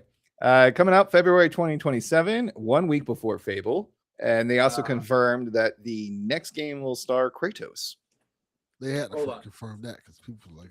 So my favorite thing is they had to confirm the Kratos thing because fucking loser chuds online are upset that this game that's basically been set up since God of War 2018, because the entire event of God of War 2018 is literally. Sorry, John. Load management dollars. John 32's comment made me lose it. The entire God of War 2018's events are set in motion by Lao Fei's death. Right. And also then things in Ragnarok are further set up by her death. And also, there's several plot threads from 2018 in Ragnarok that don't make sense if you don't show how they happened. Like, for example, who the fuck blows the horn in God of War 2018? The headless guy, the head guy, right? Doesn't he? No, there's a point where the horn is blown and it saves Kratos and Atreus. People are assuming that this is this is Lao Fei during an event. I am a big fan of this franchise since the get-go, the original God of War, back on the PS whatever. 2. I have never thought, who the hell blew that horn? I gotta tell you. I do not care. That has been fucking several years ago. You think I remember that goddamn horn? Right. No, I don't know. I'm just, I'm very excited for this. I hate that they had to basically come out and go, shut up, losers. The next game has Kratos. We know. You shouldn't need to spell it out online for fucking losers who are screaming about the fact that a woman has the lead role in a game. Yeah, it's the times we live in, unfortunately. Yeah, no, we shouldn't have to. It's the fact that right-wing losers have basically taken over the fucking, country. airwaves. I'll Well, give you a country, lot of yes, credit if like we shouldn't have to 100%, but this is the reality we live in. We were just talking about Supergirl earlier and all the hate Yeah. that Yes. was garnered. And it We know flopped this is a because of thing. We know this people is a saying thing things. because Yes, people are we- sexist, you know, and people are racist, and they don't like it unless it's like a straight white guy in the lead role. So you do have to play this kind of management. It's like, shut the hell up. Let us focus on this game that's coming out. Kratos is Yeah. coming back. Just we were just in a wait. wonderful time period where we didn't need to justify having a female character as the main character, and now all of a sudden we're back to needing to do that because fucking right-wing losers are mad. Fuck off, losers. Well, I also Like- think that's how our modern technology and social media has developed into, where, you know, I'm sure were these haters existing before when someone would flip over their Mass Effect 3 to show Femme Shepard on the cover instead Yeah. of the male Shepard. But they didn't have as loud a voice because there wasn't all the social media groups finding each other to be like, oh, you hate women too? Oh, let's get online and talk. We could be the best of friends, you know, kind of Correct. thing.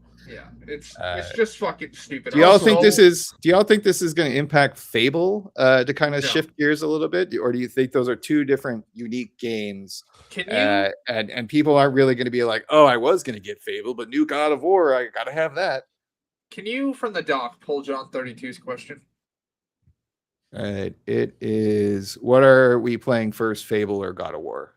I'm playing God of War purely because it comes out the day before Fable Early Access.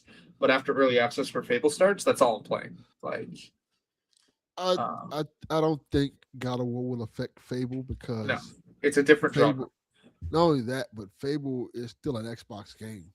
It's Sure, multi-platform, so Yeah, it's going to have its own audience on the Xbox alone. Yeah, granted, it's a Game Pass audience, but it's still going to have its own audience on Xbox alone. While God of War is a PlayStation exclusive, Yeah, so it's going to have its audience on PlayStation. And yes, I think there will be some Fable fans who will come over and play it on PS5 or whatnot and stuff like that. But I think the bulk of players would probably be playing on the Game Pass. so with the Fable, right? I say the Fable like an idiot, but like with Fable, most of its audience is either going to be on Xbox or on PC. I was going to get it on PlayStation because that's all I had, but now that I have the PC, that's where I'm going to be buying most of my games going forward.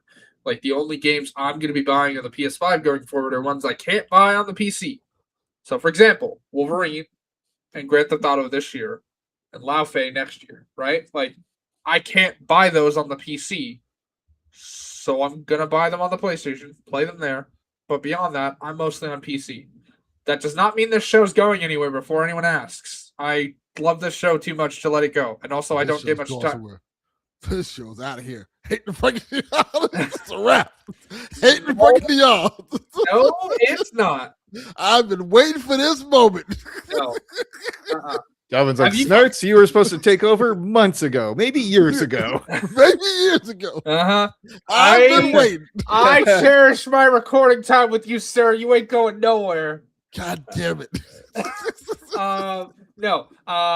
So with Fable, I was gonna get it on PS5, but because I have the PC, that's where I'm getting it now, and that's where most people are gonna play it. Is either they're gonna play it on an Xbox console or they're gonna play it on PC. So because God of War is not launching on PC, it's only on the PlayStation. I really don't think it's gonna have that big of an effect on Fable. Will it have an effect on sales of Fable on PS5? Maybe. It's going to But- affect me because I would be more inclined to buy the God of War game than a Fable game and get through that, and maybe even wait for Fable to go on sale because I will not have the FOMO thing going on like I did with Black Flag, Which is and fair. I'll be more patient. For me personally, I think it's going to impact because like buying two brand new games a week apart that are this deep doesn't just really click with the way I buy games. Because I usually buy was gonna say one, that, I go Donnie. through it, and then I wait. Why would I buy it on PS5? So he can play it. He's getting it on PC too. He's getting it on PC. He's already pre-ordered it for PC. Donnie has spoken, Haley. Get it on PS5. No. Yes. You have no choice. I did not spend as much money as I did on a PC to buy all my games on PlayStation. Yes, you did. You absolutely did. I don't know what the fuck you're talking about. You absolutely did. Yeah, we should name the podcast something else besides PlayStation Experience. I do believe that. We think, I keep saying capes and games, but if there's someone else with more clever I keep title. trying to name the podcast without Delvin. That's not happening. You're not But going. it's not Oh, working. wait, I got it. Capes and games in memorial to Delvin Cox. There you go. See, there you go. Haley, he needs a PS5 copy in case the Steam machine can't run it. That is a good reason.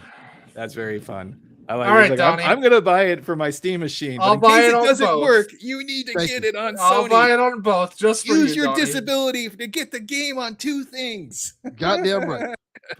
I'll buy it just for you, Donnie. Just for you. There you go. This is the point of Haley Pass. You're not wrong. I know you need Fable, so Yes.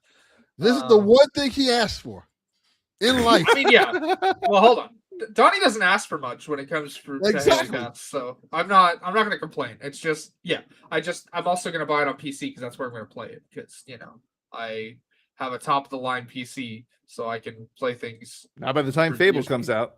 Definitely not by the time. I have a 5070 Ti, motherfucker. That thing's gonna be good for years. I love that joke too. Like the Simpsons get a brand new computer. Like, don't worry, it'll be outdated by the time you get home. But yeah, no, I'm excited for Fable. It's like one of my most anticipated games. So. I am too, to be very honest. I for one love all these Xbox games. Oh, I've coming always to the loved platform. Fable. So and I feel like I'm having this nostalgia drip coming in. You have Gears and Halo and Fable. I was like, wow, like actually those are 3 of my favorite franchises from Xbox that are now going to be available on my current console of choice, and I'm all for it. I have to laugh at John 32's comment of arrows and lanterns. Did you guys see the lanterns trailer? No. Oh, it was really good. See all the losers online mad about the Manhunters? What about the Manhunters? Well, so the Manhunter. No, I know the Manhunters from the animated show. Justice like League. the robots. The robots, whatever. yes. Yeah. People are mad because they're like, why are they changing shape? That's the guys, read a fucking comic. They've been able to do that for like since the 80s. I didn't know that. So you're saying the Transformers are coming for the lanterns? Sure. Anyways, Okay. yeah, no, I saw you talking about that on Sweet Hangs, Donnie. Like, that's fucking insane that you cannot, like, you can't run Gears Reloaded on SteamOS because you ran it on your PC before. It's fucking crazy to me. Oh, that's so. rough. I'm going to give a brief rundown on what I mean because Donnie was talking about it on Sweet Hangs. From what I understood, because I came in late because I didn't even realize they were recording because I'd been eating dinner and watching like a television show. Fucking because they had like a 5070 Ti, Donnie. Not just the 57. Ti like the rapper? Sure, Delvin. Ti. Donnie knows what that means. Like Ti, he's the rapper. I know it's not like 5080 or 5090, but it runs things how I need them at a graphical quality that is fine. Like it's gonna work. Telling her, Donnie. I was telling her that thing. As soon as she takes out the box, it's outdated. Either way, I don't care. It's gonna run my games. Yeah. Either way, my point that I'm making is Donnie was talking about it on Sweet Hangs. Basically, because there was a patch downloaded for it on a save, it doesn't run, and to fix it, you have to go into like a debug file and whatnot on the Steam machine. Donnie said he's not doing that. Yeah. So I don't know. I'm very excited for Fable. I'm excited for Gears of War E-Day, which I'll be able to play now on launch because I was gonna have to wait till I got the PC, but I have it now. Good. All right, moving on. We got Prime Yourself for Marvel's Wolverine with the comic book that tells the prequel story. You can get it as a part of the San Diego Comic-Con, or it's also available on Marvel Unlimited, which is their streaming app for comic books. I find this hilarious because I am excited for this game, and I could give a shit about this comic. I don't care.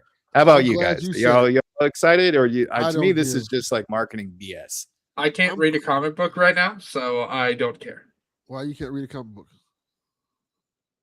I still can't read books, dude. That's why they're all piled up over there. I can't fucking read them. I need an eye test. You're blind? No, we've been through this. She We- can't. She can't read stuff. It hurts with the eyes and everything. it just blends together. Like, I'm fucking pissed. I have the graphic, like, compact novel of Superman. God damn it, Haley! What the fuck works on you? Her PC. That's totally state of the line. That's top of the line.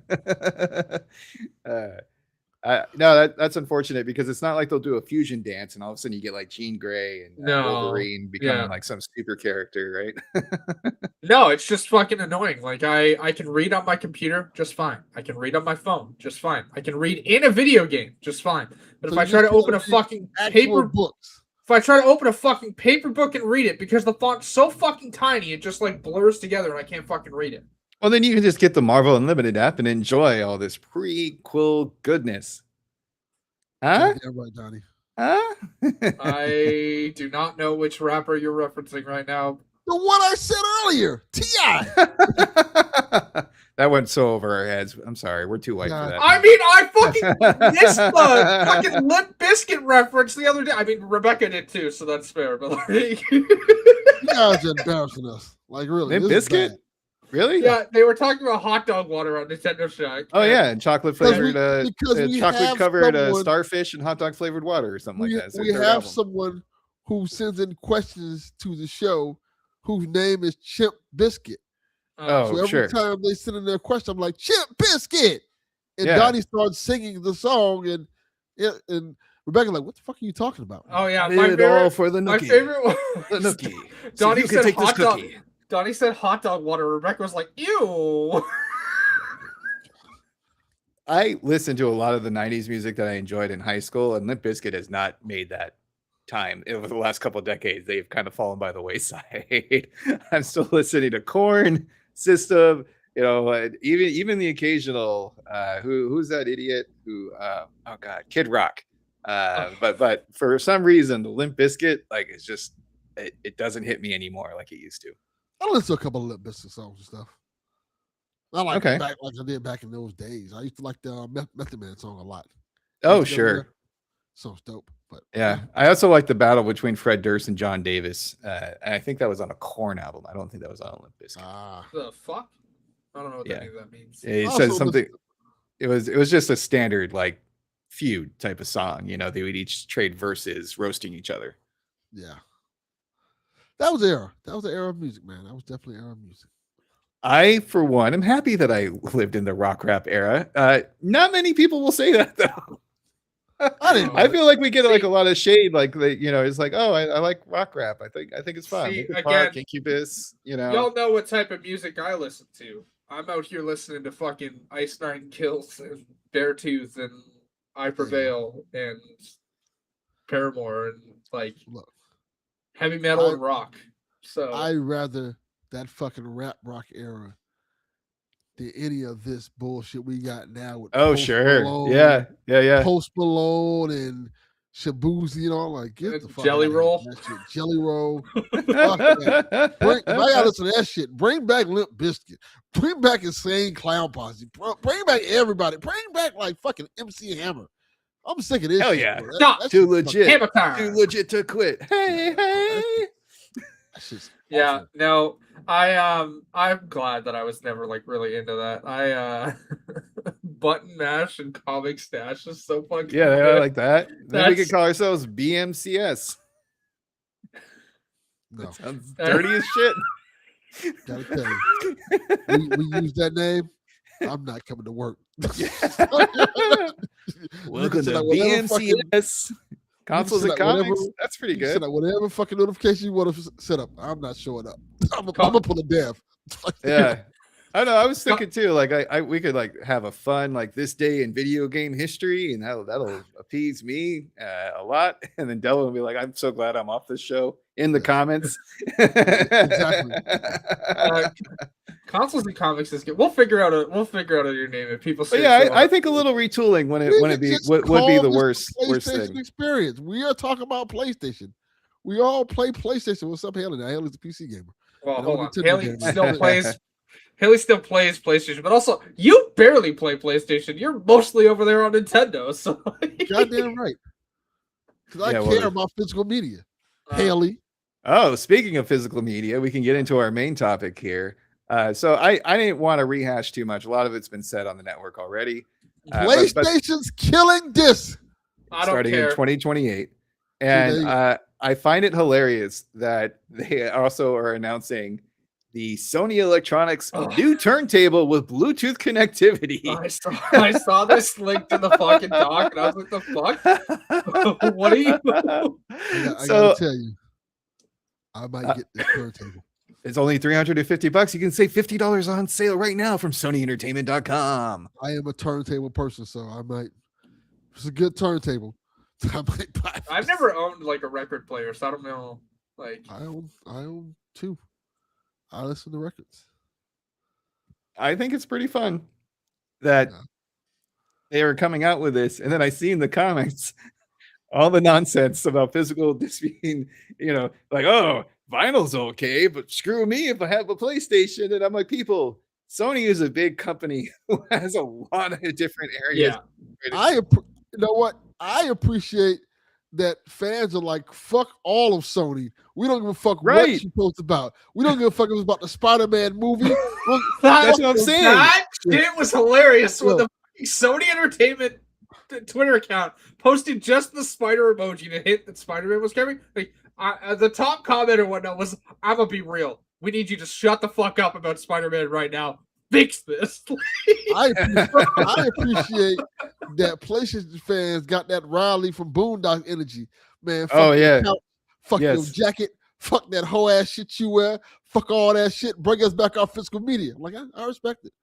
Yeah, why y'all bitches? Bunch of bitches over here. not because that's not Huey. Huey's the one who's like, well, I kind of understand it's a business decision. It's going to affect the poorer people, and that's not cool. But Riley's like, nah, fuck those whole ass motherfuckers. Funny ass coat you wear. Nah, fuck that. Go on there on every site that PlayStation does. Don't give a fuck what they talk about. Anything Sony does. When they try to sell you another fucking Venom movie, like, hey, we want our physical media. I could see him getting like a Gangstalicious and then the two and stuff Michigan. He's like, nah, man, we gotta boycott Sony, man. Fuck those people. So yeah. On the topic, I'll point out I really don't care about this. Not from and I'm not gonna use what I talked about before in the Discord. People know my thoughts on that from before. Not as hard on that right now, but like I've always bought digital since I've had a PS4.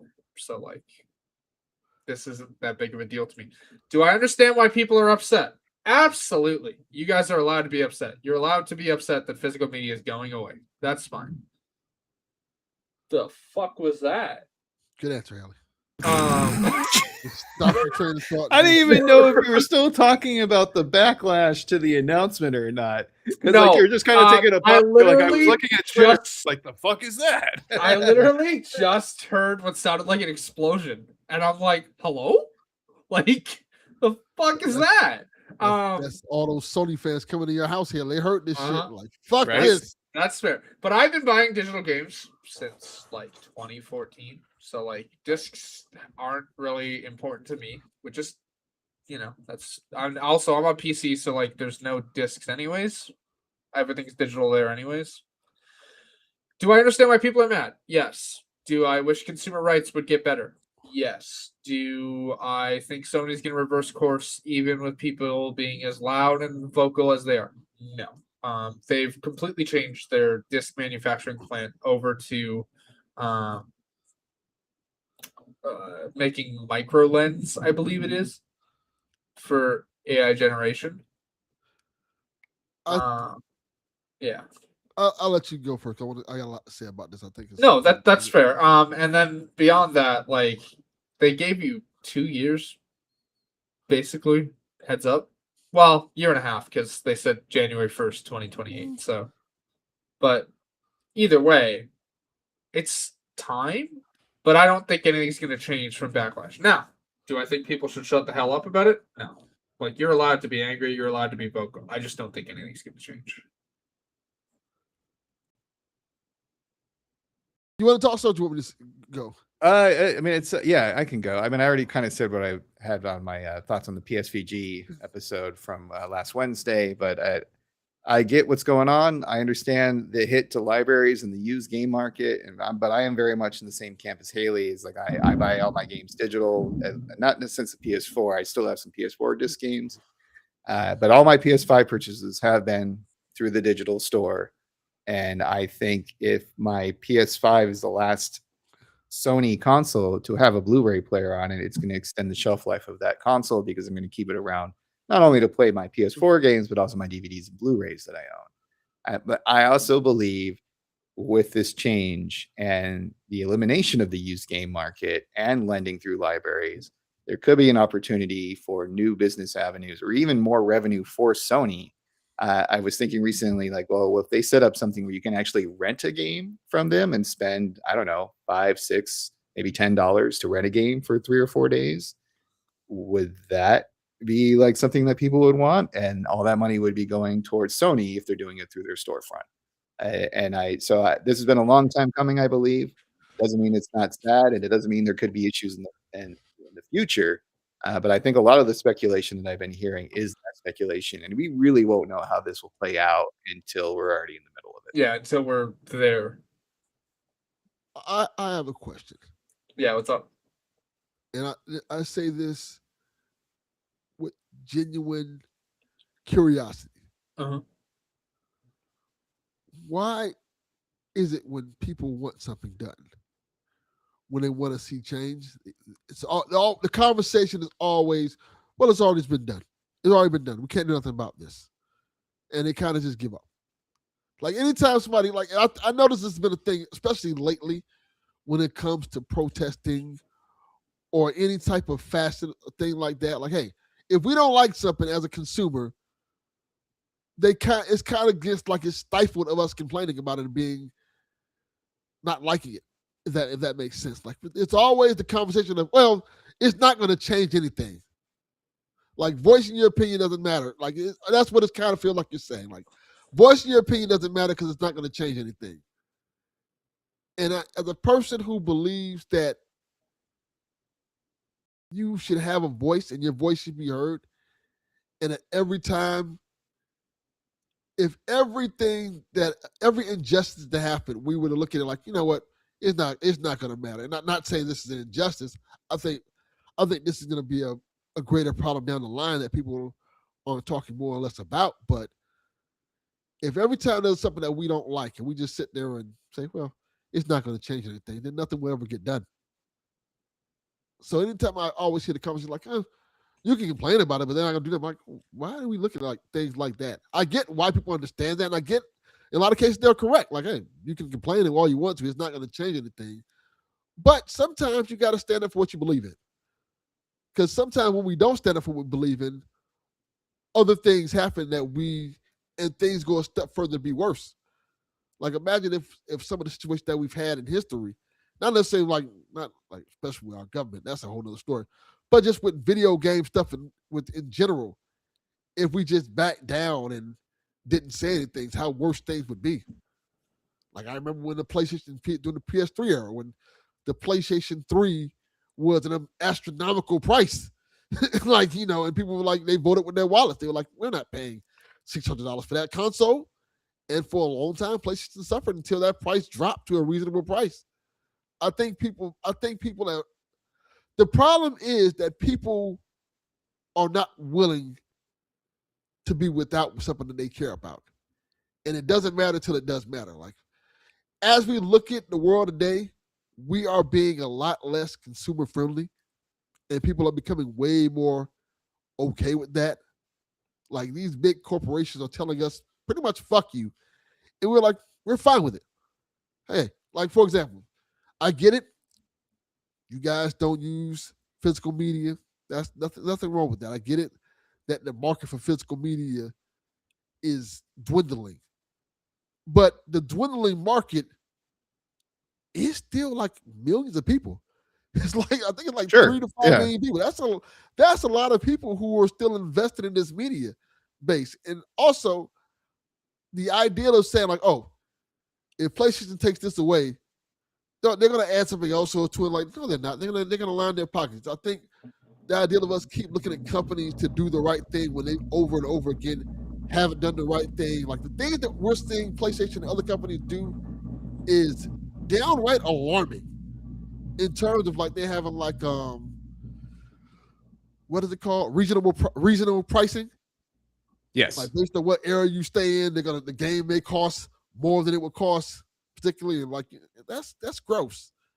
Like the way that they're doing things and the idea of like, hey, we can charge more for these games because we can now, and because we've gotten rid of the secondhand market, like that sucks.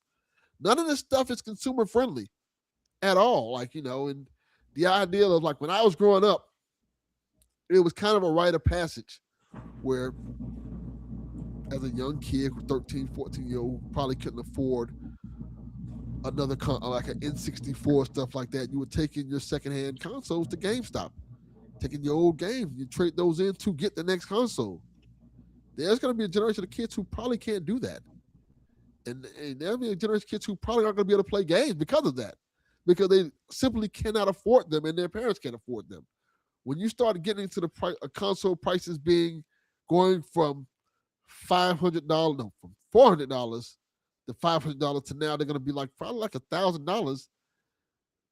Yes, Delvin, who's an adult who has a job and an income, can probably afford that. But a lot of people can't afford that, especially the way the economy is going right now. The way we look at things, we're like, hey, these games used to be $50. Now they're $70, and they're probably going to go up again. By the time this console generation ends, it's a good chance video games probably going to be $100. And I think the idea of people becoming okay with that is the problem, because companies are going to keep doing these things to us because we keep saying, okay, we don't like it, but it's fine. And I get it because it's the thing we love.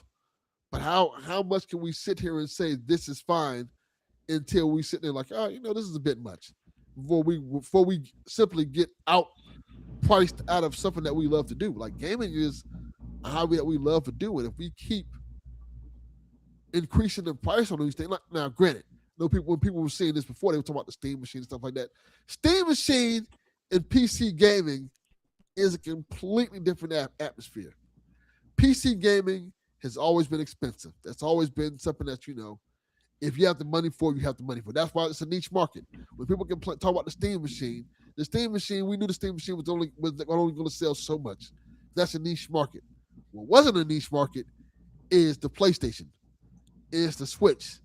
Those consoles were selling like 80, 100 million units and stuff like that. Even like on the low end, they're selling like 30 million units because they were more affordable to people. There was a whole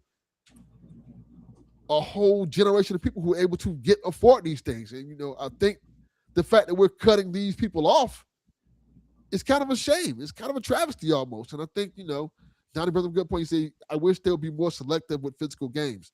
First party runs or games that sell X amount or take pre-orders. I think, that's very valid. I like the fact that we talked about it on Shaq the other day. When game key cards was first announced, Donnie railed on it. And I was with him, like, yeah, this is bullshit, stuff like that. Now we look at game key cards like this might be the last beacon of hope for physical media. Right. And it's kind of crazy because in some areas we're watching physical media make a return because people are like railing against it. And I know people are like, oh, people aren't buying digital physical media anymore. Well, tell that to Walmart and Target, who have like a whole sections of vinyl now. Like their company, like people are going back to physical media because they don't like what's going on with our digital media. Of knowing the idea of that we don't know if we own the stuff. Like we buy this game for $80, and then at any point in time they can take that game away. Sure. That's kind of sucks. You pay all this money for somebody, you invest in it, then like, oh, well, you don't really own it. We take the license away. This game is gone forever now, out of your library. That's a very alarming thing. So if I could respond to a couple of things that you brought up. Yes. When it comes to the GameStop trade-in, I always thought that was a ripoff anyway. I don't think I felt like you were getting like pennies on the dollar for whatever you were trading. And I found when I was going through the used market that it was much better to find someone who just wants to buy my old console from me personally. And I don't think any of that's going away. Now, it will go away for certain games if they're digital only down the line, but like all the stuff that's already existing in physical, you could still be potentially saving that. Or if you have a PS4 right now or a PS5 that you want to sell through like Facebook Marketplace or something of that nature, you might be getting more money back than you would if you did the trade in at a GameStop. But you're right. Like if there is no physical thing to trade, like that whole market's going away. But the reason I'm kind of dismissive of all the outrage is because it's not backed up by action yet. So if we're going into this blackout they're promising or planning between the 23rd and 30th of August, and people actually go through with it and they start talking with their wallets and they start shutting stuff down and they don't buy new things, then yes, I could see that actually having an impact. And then my thought might be changing about what's going on. But what I hear right now is a lot of noise with no action. And unless the noise is brought up with action, it to me is going to fall flat. I'd also like to point out, this just brings me back, this whole thing, like, and two things. One, I'm going to touch on John 32's joke. I don't think that's a good joke or a comparison at all. But I'm going to leave it alone because I don't feel attacked by it. It's a funny joke. I just don't think it works. I don't feel attacked by it, so I don't feel the need to critique it in public. But what I will say is this just reminds me of the people that were like, boycott Modern Warfare 2 because they didn't have private servers on PC. And then you look on the day of launch and every single person in that group is still playing Modern Warfare 2. Like, and on this, people are complaining about GTA 6 being digital only, right? It's the top pre-order game on PlayStation right now. Like, people are voting with their wallets, and their wallet is, hey, I'm okay with the digital game because GTA 6 is the top pre-ordered game. And not even just the... To be fair, it's because they don't have a choice. Fair enough, but what I will say is it's not just the regular version of GTA. The top pre-ordered version of GTA on the PlayStation is the $100 edition. Yeah, it's because they don't have a choice. They have a choice. Don't buy the game. They have a choice not to buy the game, but don't play the game. But the idea of telling somebody, hey, we've been waiting for this game for X amount of years. We want to play, and this is the thing: people want to give them money. That's fair. People want to give. Imagine you sitting here. Okay, good example. Perfect example. We all are movie fans, right? Yeah. We all love the Avengers movies, whatnot like that.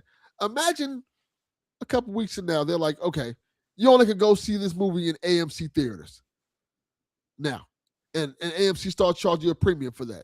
You're going to be annoyed by that, especially if you don't have an AMC theater by your house, but you're still going to see it because you really want to see that.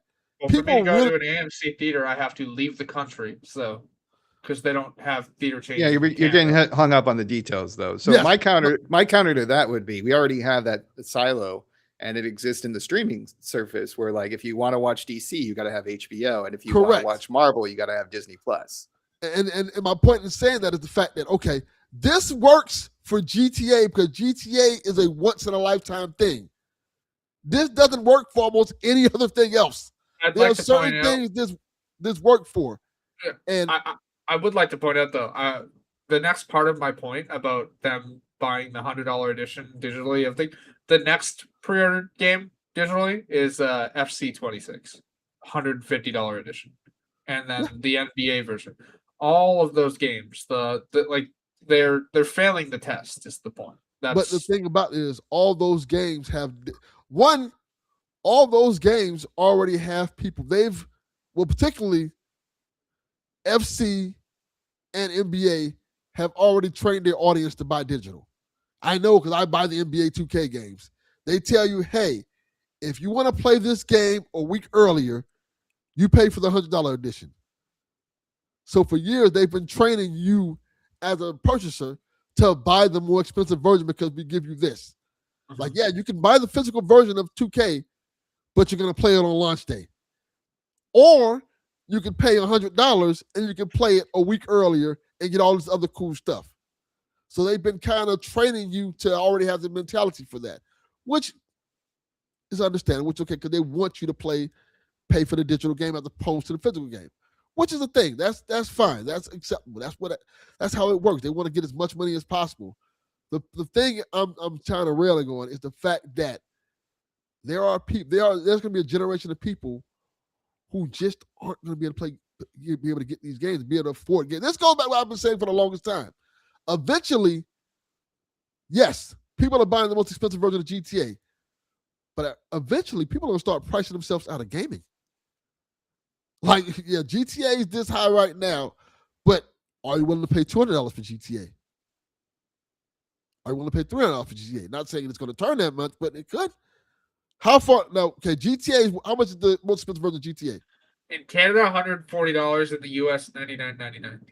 Okay, so God of War comes out. God of War is $99.99. Are you willing to pay for that? Yeah. The next game comes out. Let's say Wolverine. Wolverine's $99.99. Are you willing to pay for that? Yeah. I mean, it depends too, because a lot of these games come with the pre-orders where the more expensive edition comes with more content. Now, are you talking about the base version without any of the bonuses is now $100? Because eventually that's what's going to end up happening. The base version is going to be that price, and that's my point. The base version, like they're priming you because they're going to raise, just like they're doing with the other games. They're already raising the price on games. Yes, you can pay more. You can pay either $80 for GTA now, or pay $100. So when you look at that, I'm like, I might well pay for the $100 version because it's that close to it anyway. Well, there's a bunch. There's a bunch of content locked behind the Ultimate Edition of GTA 6. So basically, that to get the full version, you have to pay the $100. Correct. And my thing is that works for GTA, but eventually other studios are going to start doing the same thing. What happens when Assassin's Creed does this? Well, what happens when?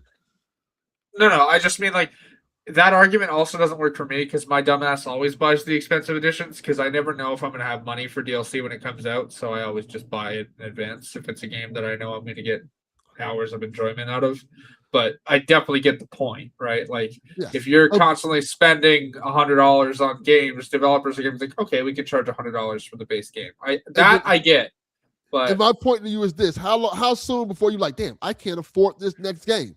Instead of buying 2 Assassin's Creed games a year, I may be able to buy 1 or none because I keep having to pay $100. And that's my point. If we sit here and allow these companies, not saying allow them because we have a choice or not, if we sit here and keep condoning this stuff, it's going to get worse. Just like Netflix. Netflix started off being $7 a month. Now, because people are like, oh, this is fine. Netflix is now $30 a fucking month in some cases. Also, yeah. So if you want the 4K, there's a reason I don't pay for Netflix anymore. Yeah, if you want the 4K option on Netflix, you have to pay for the 4 screens able to stream at once package, which is fucking $30 Canadian a month. And bro, no. And also, you get ads. Well, no, not on that. No. Oh, on some parts of it you do. Like if you watch certain live events, they give you ads. Right. Oh, you're watching a live event though. That's not a fair comparison. If I watch a live event on Amazon Prime, I get ads. No, screw that. We used to have World Cup games where they would play full 45-minute, 50-minute halves with the stoppage time, and there were not any ads at all. You would have banner ads. You would have like stuff in the corner at the bottom of the screen, but you wouldn't have a full-on hydration break. Yeah. The actual point I'm making there is, that stuff's fucking stupid. And the fact that Netflix is like, oh, you can't share your password and you get this many like logins from another device, like if you're on vacation or whatnot, and then you're locked out. Bro, fuck off. I'm spending the money. Let me stream where I want. Like you're kind of making my point. Yeah. How soon before PlayStation and other companies just start doing the exact same thing? What? Well, that's when they see their again, like it chatter online, noise about it, like us talking about it here on the podcast, won't mean shit to Sony until the sales are hurt. And that's my point is like, if all this noise is backed up with action, I'll be like, wow, this is a real movement. Here we go. This is something we can actually latch on to. But I don't believe that's the case right now. And it hasn't been tested yet. So we don't really know one way or the other. And that's why I brought up the whole, there's a blackout plan between the 23rd and August.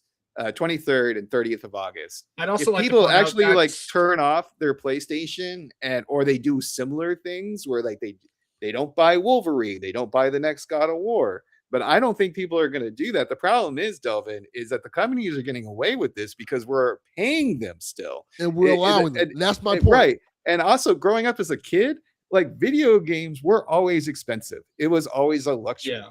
So like when you tell me like, oh, what if you can only play like 2 Assassin's Creeds this year? I'm like, that's 2 games. Like I feel like going back as an old man, I'm like, we got Earthworm Jim for Christmas and we were happy for years. You know?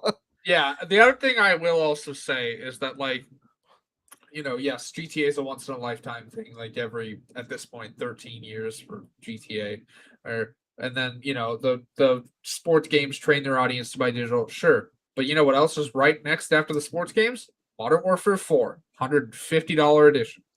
Like that one's not training its audience to buy digital. They're just doing it anyways. Oh yes, they are.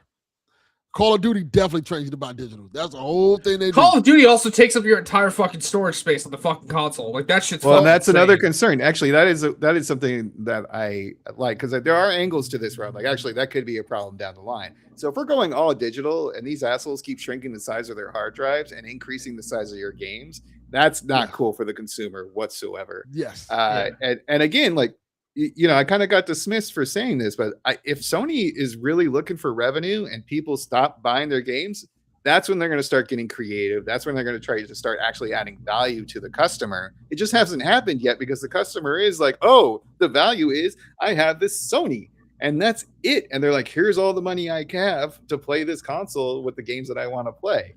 And so I like the ideas of, can your entire library disappear on you? And I was like, yeah, it can. I mean, I've seen that happen with music. I've seen that happen with movies. It makes sense that it would happen with games that are digital as well.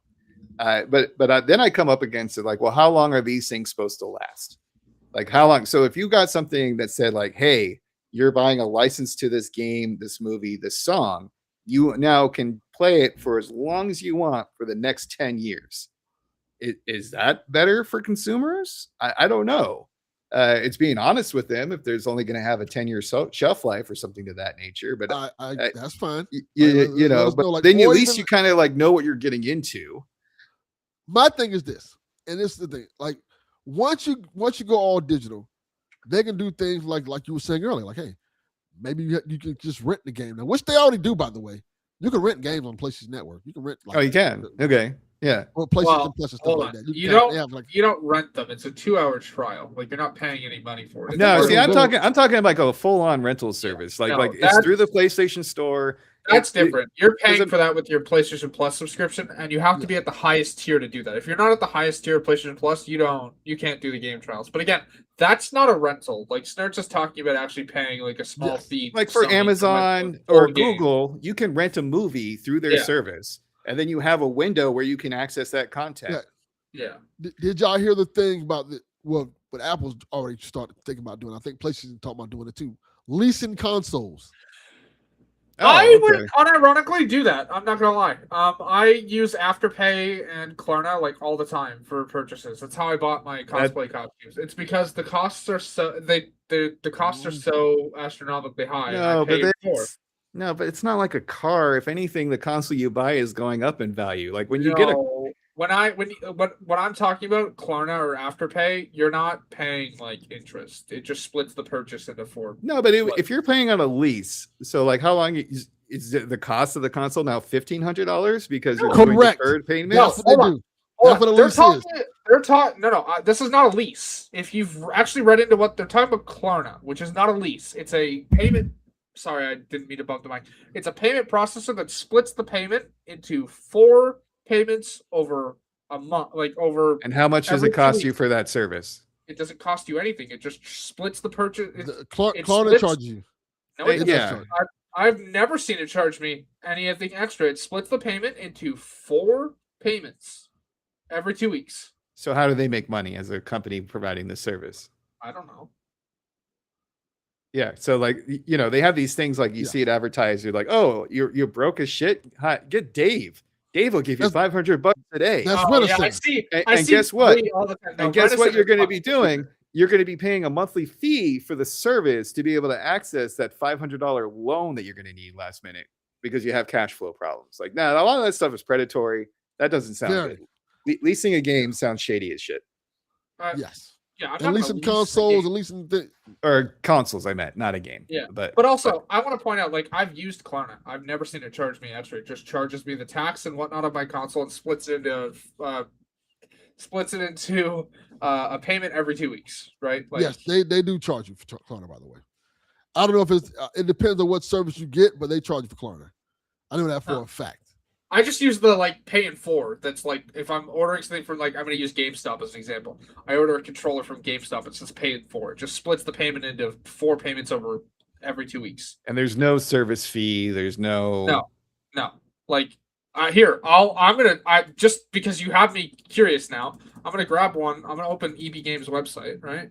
Like when I go to DoorDash, like there's a service fee, a delivery fee, a fee. Like a lot of these companies they'll hide it somewhere in the itemized receipt. You won't even know like you're getting charged extra for it. I'm just grabbing an Xbox controller because it's the I already pulled it up. Klarna paying for, if you're paying for, the paying for is interest-free payments. Yeah, that's what I do. I don't. Yeah, the paying for is interest-free payments but that's all as long as you pay on time. Yeah, you don't get no payments. But after paying for, they charge you interest. Gotcha. So if you're able to get it done in the window they provide, it's fine. But if not, I've never run into an issue because like I don't make my payment for that. Like I mean, people used to say that about movie rentals, but then you go to Blockbuster with that one late fee, and all of a sudden you're spending $50 for that $10 DVD that you've rented. Hey, I'm gonna drop a link in the private chat. I want you to look at this ugly ass fucking controller. This is the There you go. I clicked the first Xbox controller link that popped up. The fuck is this? Here you go. It's in the private chat for you, but that's fucking crazy. But yeah, no, I've never done like an actual lease through that. I would never. Yes. Like you're paying way too much if you do that. What I understood them talking about doing for leasing the console is like paying for like Clark. No. They're actually talking about leasing a console. Oh, ew. Yes. So you paid off for 24 months. You're not paying off. You're renting it for that period of time, and you're paying like double the price of the console at that point. Exactly. Yeah, but people will do what they need to do to play things. I mean, it is a change. It's going to be a huge change, and who knows what the future will hold. Is it good for consumers? I don't think anything really happening in corporate America these days is good for consumers. And the video games is no exception to that nature. I just think this is the reality that we've been marching towards. And I don't have the same visceral backlash to it because I think if they really fuck this up bad, they're going to lose people and then other avenues or markets or opportunities will open up because the demand for video games will still be there, even if the existing companies have priced themselves out of the average consumer. I honestly think they're going to lose people anyway. Yes. They're going to lose people anyway. And I think they don't care if they lose people because they know the cost that people are going to be paying will make up for the loss. That's what they're saying. Well, right. And think about it. Like if you are losing, I'm just pulling numbers out of my ass, people. So please don't quote me on this kind of stuff. Just a hypothetical here. But like, let's say they lose 15 to 20% of the player base because they're just priced out. Well, now that they don't have to pay for the physical disc or they don't have to pay like retailers a percentage, they're making up that difference through the digital store because they now have a monopoly on it. So it would really take a well-organized, huge hit, probably over an extended period of time, for them to start figuring out how to be more consumer-friendly and provide more options for their player base. Feel the hit. But I think the problem with that is companies don't just admit when they have consumer hits anymore. They kind of cover it up and they just fire staff. They just make the staff smaller and they're like, this game didn't do as well as it's supposed to do even to go. The game made billions of dollars for them. They're like, no, we're just firing half the staff. Well, and that's a problem with the industry in general because everybody's chasing quarterly profits. Everybody thinks that they can't take a loss. They can't take we're going to be making money down the road approach to things. Line must always go up. I think if anything, this is going to push more people to games like Fortnite, and it's going to hurt the studios before it really hurts the consumer base. And I think studios are going to be like, what the hell are we doing? That we could make an amazing game, but if it's not GTA, if it's not Modern Warfare, the studio is going to close like within 6 months of it coming out. And that's my thing. Yes, GTA can sell at a correct price, but what about all the studios that can't sell at the $100 price point? Or like, and then like a good example, Ubisoft. Sure. Ubisoft has a bunch of games that kind of they have games like the Assassin's Creed games do very well, but they also have games that don't do very well. Yeah. So well, it's really anything that's not Far Cry or Assassin's Creed, right? Exactly. So what like happens? Star Wars Outlaws, perfect example of a great game. Yeah. That's never going to hit the heights that it could. So what happens when those games don't do very well? They don't have an Assassin's Creed to cover up for them. Right. No, we get less and less of them. And that's my point. Eventually, this is going to fuck us up in the long run. And that's definitely a possibility. I try not to dismiss that, to be honest. Like I feel like I'm trying to be very fair about the realities of what this change means, and it's going to mean some things are going to change. My biggest assumption on my part is that when certain things go away, if there's still a demand, people are going to figure stuff out. Being it emulators, being it piracy, finding ways to exchange key codes. I don't know. Who knows? And I could be full of it, and we could just be coming towards a corporate dystopian future where we basically have part of our wages garnished every single paycheck just to be able to keep up with the hobby that we enjoy. Yeah. Well, the other.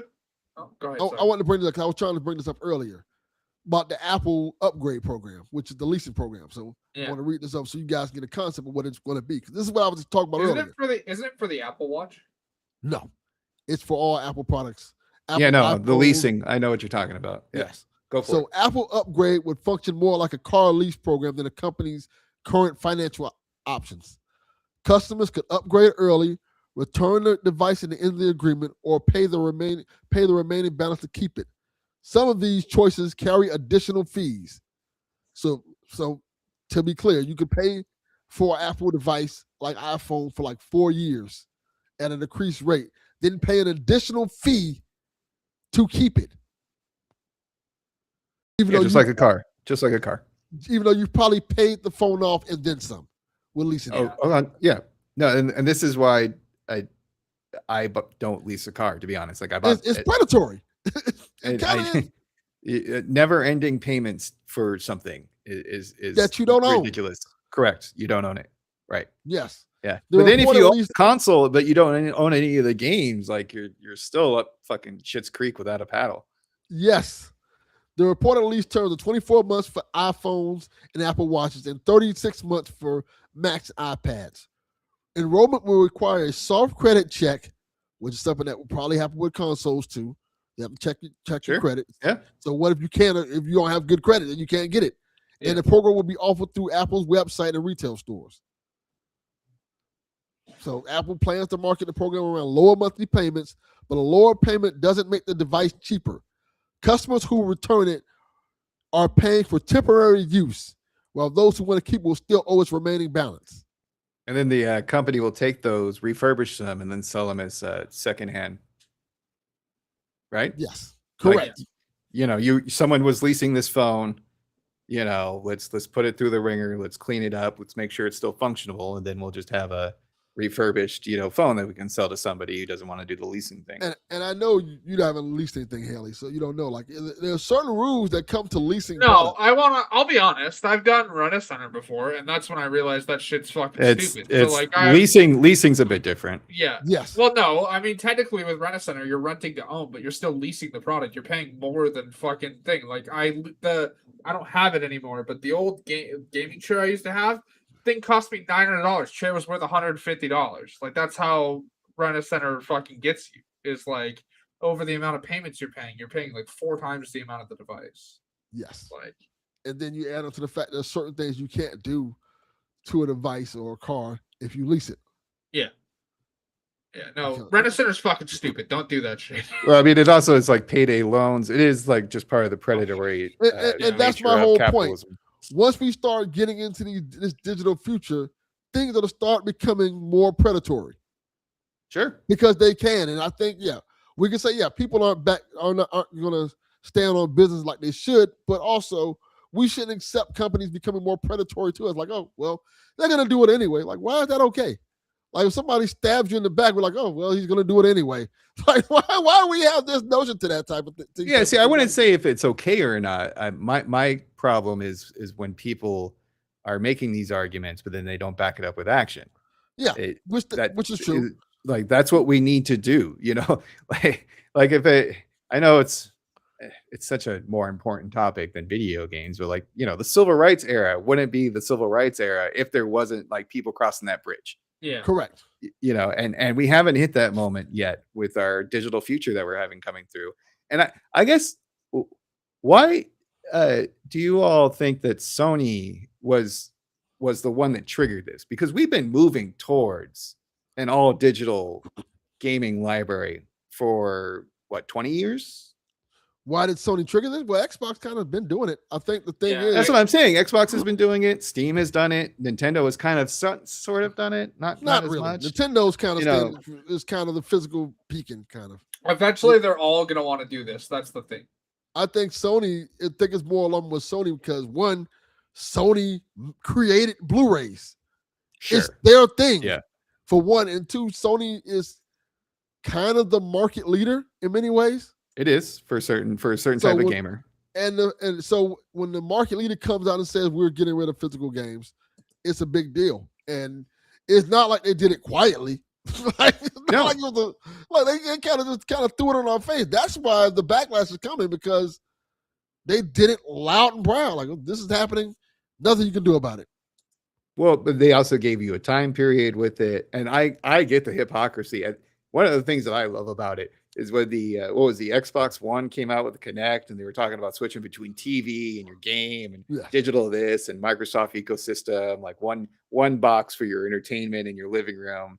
And then they come up with that stupid troll post of like, this is how you share games on a PS4. And now here we are, like a decade later. Also, I want to point out they're already here a decade later. Just let me finish real quick.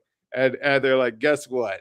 This is how you trade games with your friend on PS5. You both buy the game. No, yeah.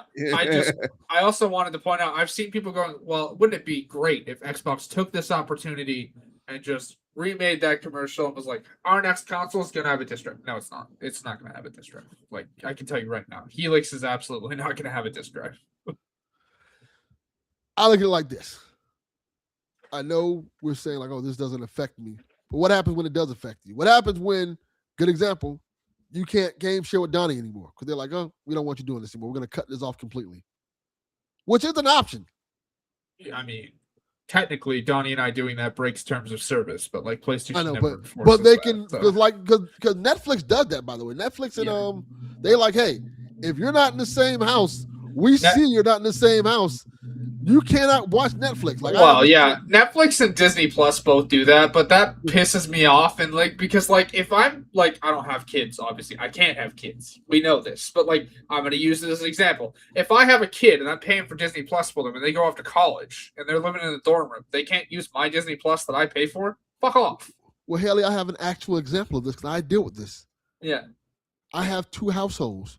Yeah, one where my kids stay at, and one in my house. Yeah. So when my kids want to watch Disney Plus over there and I'm here, they can't watch it. I had to get another Disney Plus subscription so they can watch it over there. But the same thing with Netflix. If my kids are watching Netflix at the house over there, I can't watch Netflix. Yeah.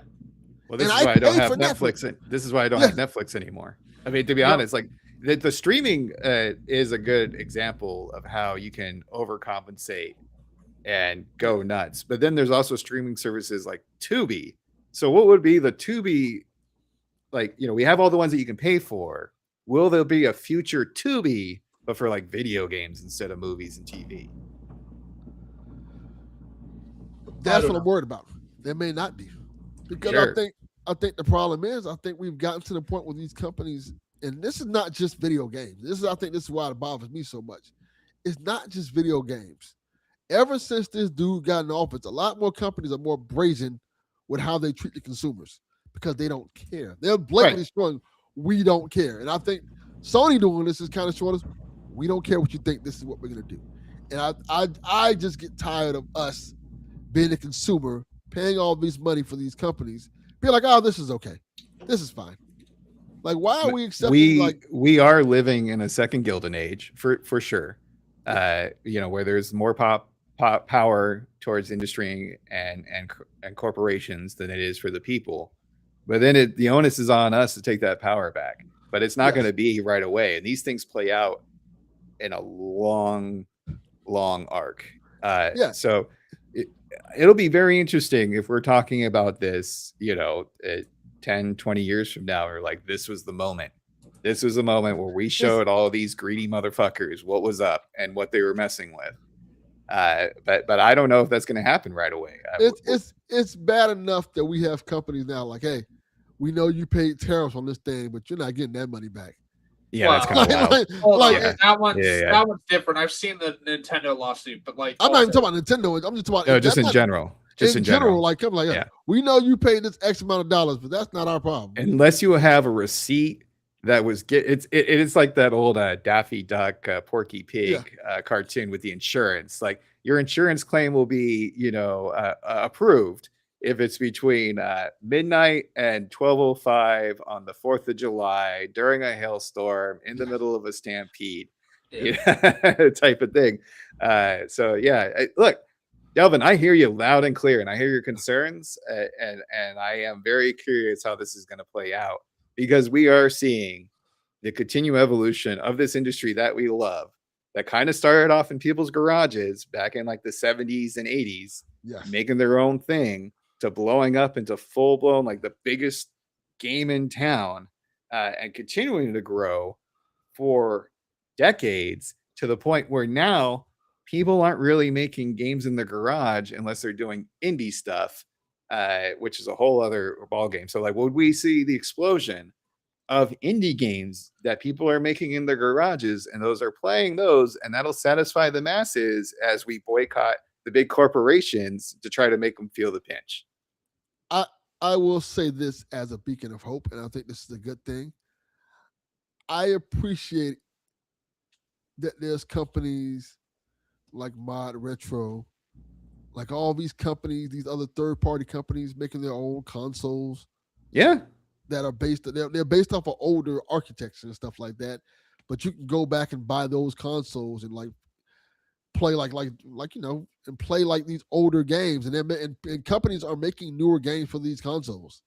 There you go. Like the analog is thriving because people are buying these basically N64 consoles, and people are making games for them. So my hope is that as time goes on, companies will be like, you know what, maybe there's a market, a smaller market, of course, a very smaller market, but a smaller market that wants physical games. Maybe we'll get to the point where maybe not a PS5 tomorrow, but here's this PS4 Xbox console that kind of plays physical media or some form like that, and people will make games for that. Maybe there's another way we can kind of reach a kind of barrier where physical media still exists, but on like a kind of like another type of market where companies will just make their own consoles that play physical media and stuff like that. And maybe not be on the same grand scale of a PlayStation or Nintendo or stuff like that. Maybe some people will see this and create their own.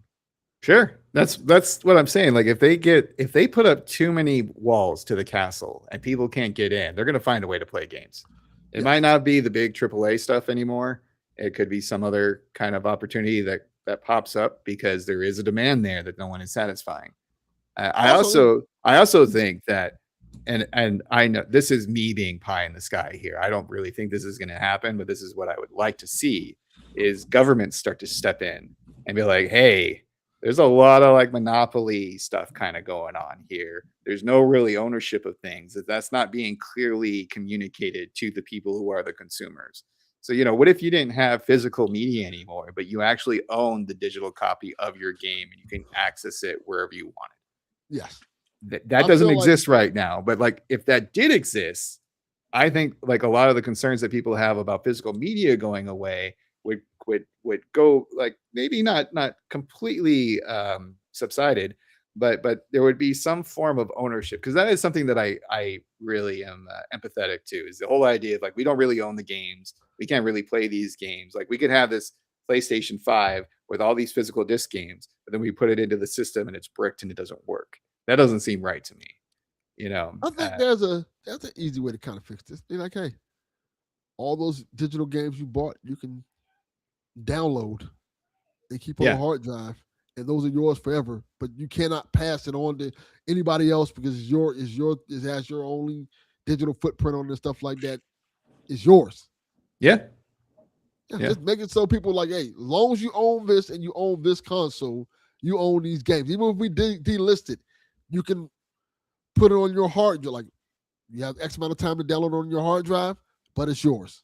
Yeah, but even Or- then, I would still want them to have some kind of like weird, third-party app or something maybe where you can still download it again. You know what I mean? Yeah. Because like, what if you lose the Maybe. download?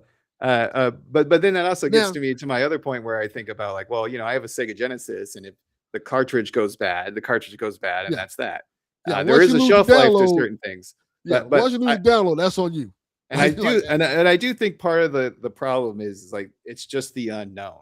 We don't know how long these games will last. We Yeah. don't know if they're going to be around for 10 years, 15 years, 20 years at all.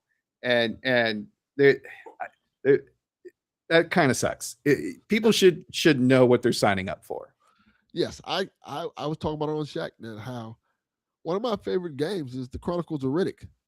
Oh yeah, It's a very Yeah. hard game to go play now. You can't find it. Like unless you have the disc. you would have to have the disc and an original Xbox or something like that to play it. Yes, to play it. Like Yeah. and that's not a future I would look forward to. Like, hey, there are a lot of games that I want to play that are part of my childhood that I can't just play anymore. But there's also, and this is the history major in me that thinks that like we need a certain amount of loss as we try to preserve things. Like we can't Yes. preserve everything everywhere. Correct. And certain things are going to slip through the cracks. And that's going to be sad for people who enjoy that content. But I also think that is a natural part of just time and our human existence is things that we used to like are going to go away, and it's going to be very hard to access, if not impossible.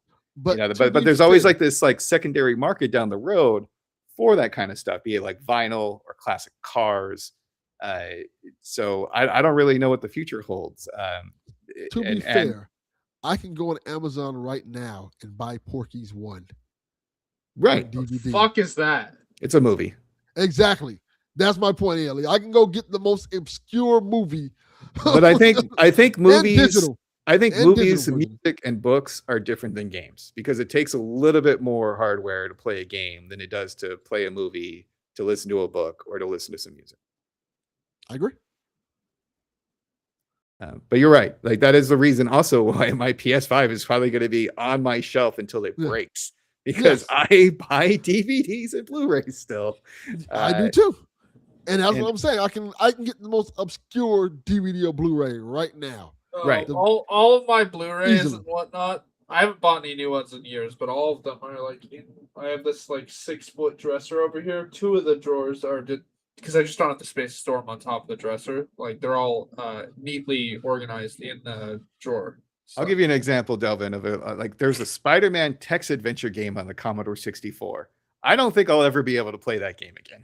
Ever. What? Commodore 64. All right, Yes. oldie. Yes. Same with Ducks Ahoy, Load Runner, Dig Dug. Some of those games will be, but they're Hey, I played Dig Dug. right. But some of those games have staying power and will last the test of time. Others will not. And to me, that's kind of like a natural part of things. But that doesn't dismiss any of the concerns that people have been bringing up, like Delvin did Yes. for our episode today. No, yeah, that's fair. Yeah. And I think my point in also saying is that we shouldn't dismiss people who like physical media just because they like physical media. Because they're losing something. This isn't a hard time for them. This is a hard time. Like I don't want to be dismissive of people who are very passionate about something that they're losing and they care about that much. Right. And I don't want to be dismissive either, but I hope people follow up their disgust with action. Yeah, I agree. But I also understand that that's not how society works, especially now. There are so many barriers to like protest that they've kind of closed off. If you get what I'm saying. Sure. Yeah. And Yeah. it makes it we're really getting a dystopian society where they just kind of want you to comply. You don't complain about anything. 1984 it just took another 40 years, right? It kind of sucks. Like the more and more you hear people like, "Oh, just comply to this. It's fine. It's nothing you can do about it. Just comply." Like, why? But there is something you can do about it. Stop giving them money. Stop Yes. consuming the content. And that's Yes. hard because as soon as you go to your friend's house and they're like, "Hey, did you check out this new Sony PlayStation game? I really love it. It's so cool. Look at this." And then you go back home and you're like, "Well, there's this like third-party indie company that made a Fox box and it kind of sucks." I told I think I said on PSVG, I said, look, when we were having a conversation about this type of stuff, I said, look, the way things are going with PlayStation and these other consoles, it's a very good chance that this might be my last PlayStation console. Sure. I don't know. I thought the same thing, to be honest. I thought the exact same thing, to be honest. And this is, as a person who's a lifelong PlayStation fan, who's like, this might be my last one. That is saying something. So I guess the difference between you and I is I've bounced between different platforms throughout my video game experience. I've owned every PlayStation. I have owned everything except PlayStation 1. I've owned all the PlayStations and almost all the apparels. But granted, when PlayStation 1 came out, how old was I, Snurks? 2. 5. I don't know. I don't remember when PlayStation 1 came out, but Negative I'm 30 years old. So yeah, I mean the 30s was like 90, so maybe 90 something. I don't know. Wasn't that around the N64 era? So that would have been like 96, 97, something like that. Something like that. Well, no, the DualSense was the 30th anniversary, right? The gray DualSense that was Probably. Sure.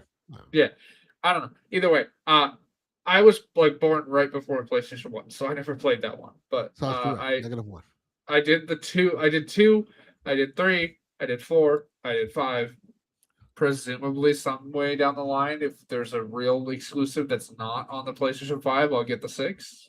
But like, so even before the physical media ban or ceasing to exist announcement, I was looking at the PS6 and the current price of just the console hardware and thinking to myself, maybe I just wait for the PS6 Pro and then we'll see what I feel like at that moment, because the PS4 to PS5 transition has taught me that you can hold on to your older version of a console for a lot longer than you could in the past and still play most of the games. Oh yeah, games are going to be fucking cross-gen for a while.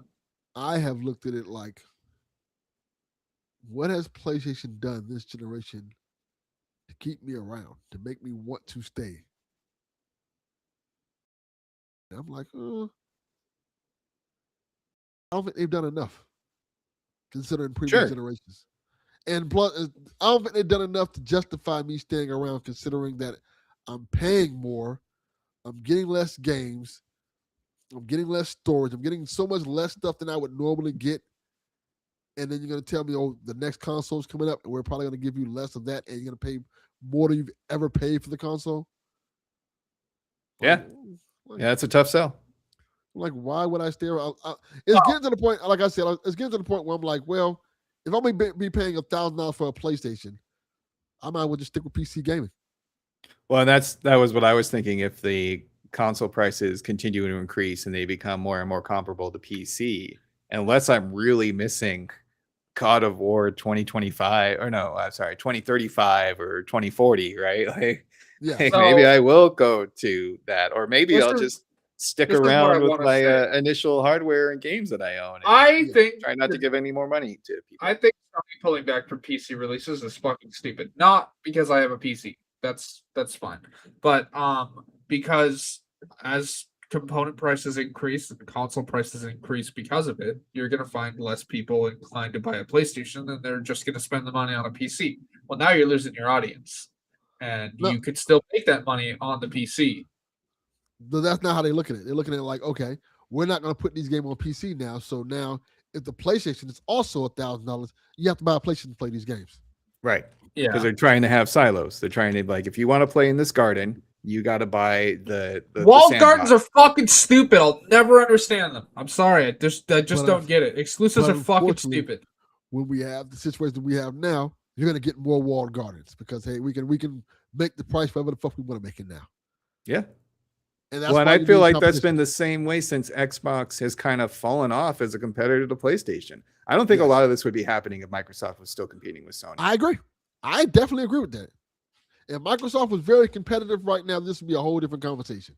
Yes, because they would be. There's not. It's not a race to the bottom. Like it right now, it's like a race to just elitism and wall gardens, right? If Microsoft was competitive and PlayStation made that announcement, and Microsoft came out and be like, "Hey, you know what? we value physical games and we understand the digital market's coming and stuff like that. But our next console will have a disk drive. People would went crazy for it. Yeah. Because one of the reasons I got rid of like the Xbox ecosystem is I thought they were doing too much digital stuff back with the Xbox One back in the day. That's why I went to a PS4. Even if it's a hollow notion, even if it's kind of like, hey, we will make it so you can play your physical games here by adding, you can buy a disc drive for $100. Sure. Even if it's just a hollow notion just to shut people up, that goodwill goes a long way with some people.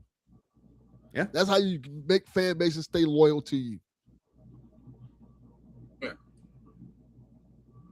Yeah, no, I don't disagree, man. We're in uncharted territories, and I think that's one of the reasons we're starting to see such an uproar here, and it's not very clear what's going to happen in the future if there is no competition between the three big console makers because they're kind of all in their own camps. Yeah, and I think it's more alarming that if there's no competition, then people can just do what they want to do. And that's why you have situations like Netflix being able to charge $30 a month and keep increasing their prices because they don't have the competition. But then we also have like my friend sets up a Plex server and he hits the high seas and he buys DVD boxes sight on sound from Goodwill by the pound. And he now has his own Netflix that he's maintaining. So you know, is that going to be for everybody? No, but if people figure out a way to emulate something or create their own servers for games, who knows what the future will hold. And what you're talking about, Snurts, is how the Kazaa and Bear Share revolution kind of started. And it kind of feels like we're going back to that almost. Well, because you want to talk about gardens with high walls, let's talk about the music industry where you were paying $20 for a CD that maybe had one or two, or a cassette tape that had one or two songs that you really like out of an album, and you only get to hear one of the two of those songs because those are ones playing on the radio. Yeah. You know, and then they just became so expensive, and the technology and the will for people to find other ways of getting their music. And now in the music industry, the artists are getting paid pennies on the dollar through Spotify. The music industry is destroyed. It's not worth it. So is this going to be the video game industry doing what the music industry did in like the late 90s and early aughts? We'll see. The music industry is completely destroyed now. Like if you're going in the music industry to make money, you're going in the wrong industry. Correct. You don't make money off it. You don't make money off music anymore at all. You know, only the big names who can do the concerts and the tours and stuff like that. If you're going in the music industry to make money, you're going in the wrong industry. It's gotten that bad with music. Yeah.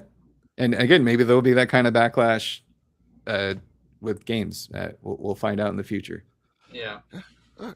Let's get to some of these questions because we've been good conversation. Good conversation. Yeah, it was a good conversation. Yeah, like this is PSVG. We're not PSVG. We don't go 3 hours. We're almost there. No, let's get through this. Only 7 questions. Or 6. Right. I don't even know. Anyway. We used John 32s already, so just 6.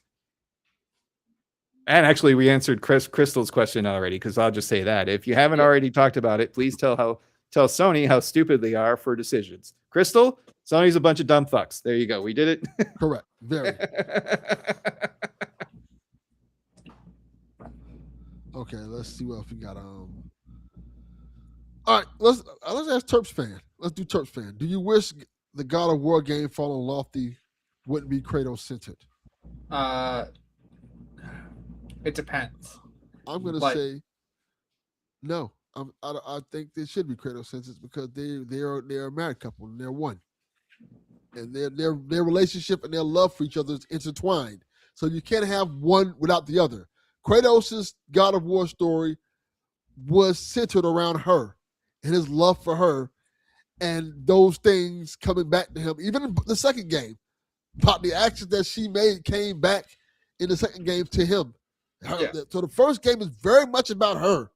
So it would make sense for this game to be very much about him. And Atreus. Yeah, so I think that's what this question is actually about. Is there's for a long time been a rumor that there's like an Atreus game in development. And I believe that's what this question is referencing is, do you wish the next God of War game followed Atreus instead of Kratos? No, I'm sorry, but Atreus grows as a character through 2018 and Ragnarok, but I do not think he could. I would not be interested in following him for an entire like 20-30 hour story. Like I see what you mean. The lobby wouldn't be Kratos centered. The Yeah. question kind of wording threw me off a little bit. I wasn't sure Yeah. what you were asking. I think God of War is Kratos. I think all of Yeah. it should be centered around Kratos. Even if it's a story about Atreus, it should be centered around Kratos. Yeah, the problem there, not that like that's not a problem. I also agree with that. I just don't think Atreus is strong enough. And this is not a criticism of the actor. The actor does a phenomenal job. I just don't think Atreus as a character is strong enough to lead his own game. I will say this. It's their job to write Atreus better. I agree. Yeah, like you can sell Atreus game, make us care about Atreus. It's not our job to care about Atreus. It's your job to make us care about Atreus. Well, and how many people really care about whiny teenagers? Okay, that criticism has always pissed me off. Teenagers are whiny. Teenagers are annoying. Right. The amount of hold on, let me finish because there's a salient point I'm gonna make. I am one of the few that actually liked Borderlands 3. There's a character in Borderlands 3 that acts like a teenager, and all the criticism I see against her is she's whiny. She doesn't listen. Yada. She's a fucking teenager. She's acting like a teenager. What do you mean? She didn't listen. I mean, teenagers shouldn't be the lead. No, she's not the lead. She's a side character that leads to a main character dying, and people are upset at her for being whiny and not listening. Exactly like a teenager fucking does. And she paid for those decisions with the death of her mentor. This is a Borderlands 3 thing, but like for reference. But like, she acted like a teenager. She was written like a teenager, and people were complaining that she acted like a teenager. Like, I don't know what you right. Like, but my point is to circle back to God of War. If you want Atreus to be cool, you don't do the prequels like you did in Star Wars with an Anakin. You go to where they're Darth Vader. So you figure out wherever Atreus ends, be it another Kratos God of War or something different, you show him in as adult, and then if you need to, you do flashbacks to piece everything together. You don't have a game starring a whiny teenager who's annoying. Well, you find them as an adult, and you figure out what events happened since the last time we saw them as a kid that made them the way they are today. I would also point out, by the end of Ragnarok, he's also not really a whiny teenager. Or just write the fucking teenager better. We have plenty of games with teenagers who are not written terribly. Sure. Life is Strange, the first game, those teenagers were written pretty well. They not a teenager, but Clementine and the Walking piss people off, but then Life is Strange 2 and the teenagers were written fucking terribly. Oh my god. Clementine and the Walking Dead, not a teenager, but written very well. Well, actually, no. She was a small child, and then she grew to a teenager. Yeah. But she was written very well. There's a lot of games that have kid characters written very well that are likable characters. You just have to. Isn't that I haven't seen it myself, but the Avatar cartoon, right? That's another one with the kids that are the cartoon for Avatar, like just regular Avatar, just follows them as children, and then if you watch Korra, you see like Aang as an adult. But I heard good things about that show and the characters Korra's in it. Like a young teenager, like 18, 16. Like I think something you like can that. You can write teenager characters good.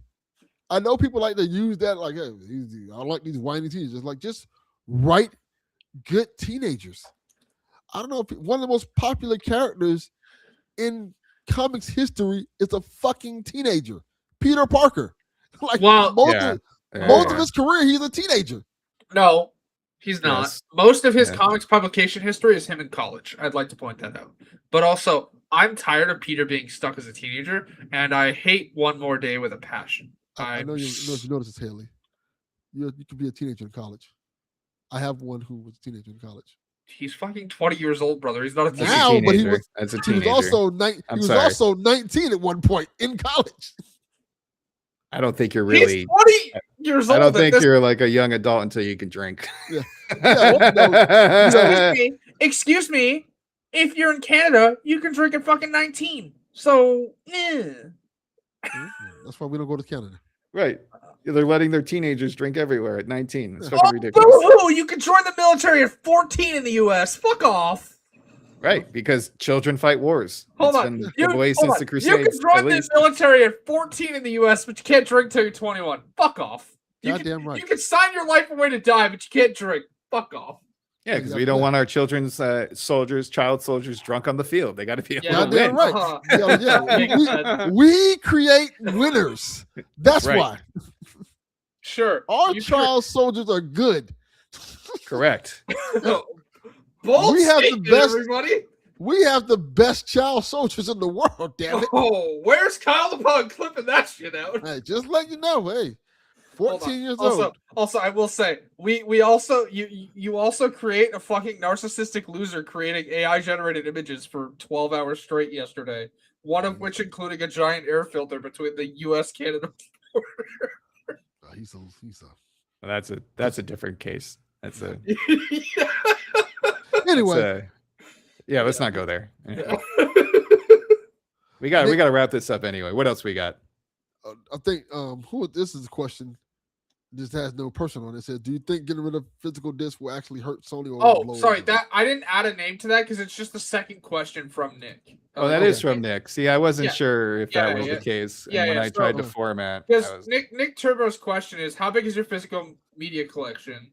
And do you think getting risks, like not just video games, and then do you think getting rid of discs will actually hurt Sony or will it blow over? So, for physical media, I mean, like I've got a bunch of books over there. That's technically physical media because you can buy books electronically, which I would do, but like getting a Kindle is fucking like stupid expensive.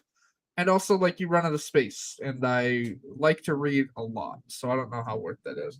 But obviously, you can't really see it. Where my Funko Pops are over there, underneath it are 2 drawers filled to the brim with Blu-rays. Which are going away. Yeah, I know.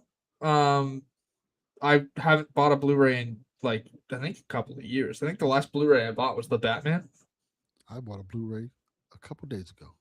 Crazy. I was gonna buy Supergirl on 4K Blu-ray, but I'm just gonna buy it digitally. So, because that's a terrible idea.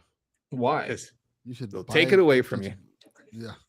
Not only that, I was gonna say, well, Blu-rays look better. Sure.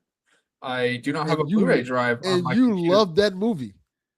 So you out of all people should buy the physical of it. I'm going to buy it multiple times. I'm going to buy it on Amazon Prime so that my mother can watch it. And I'm going to buy it on Apple where I can watch it on the go. This is, I think, part of the problem. It's like, oh, we can get them to buy the movies 3 different times instead of 1.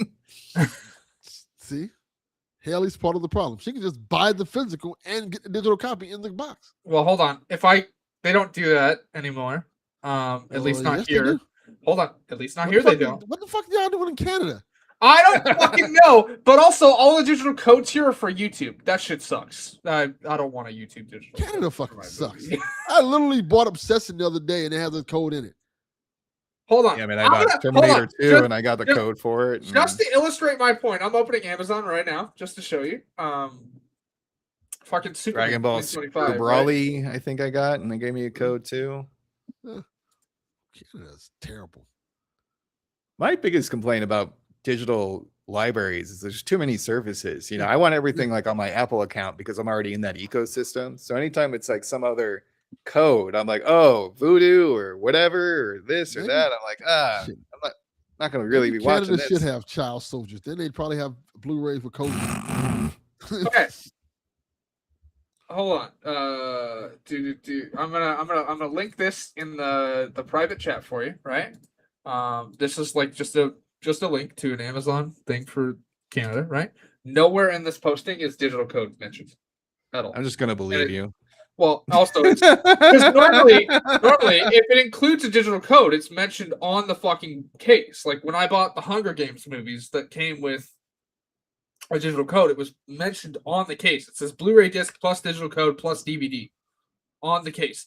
This mentions it fucking nowhere. Like it's not there. And looking at the 4K copy of Supergirl that I was going to buy, doesn't include it either. So like, if I'm just gonna buy it digitally anyways, I'm not gonna do that, you know? So like for example, I'm never going there now. That's a lie, and we know that. just turned me away from going to Canada. No, I absolutely didn't. I turned to you something else. Whoa. Hmm. This show.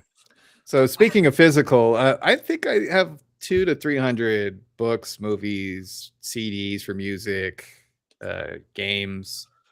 But all of it kind of stopped for games at the PS4 level, and it's been a while since I bought a movie that's a physical copy. I think the last one that I got, my dad had like a Best Buy gift card, and there was no Best Buy up in Humboldt, so he gave it to me, and I got like Escape from New York and Terminator 2 on Blu-ray. Yeah.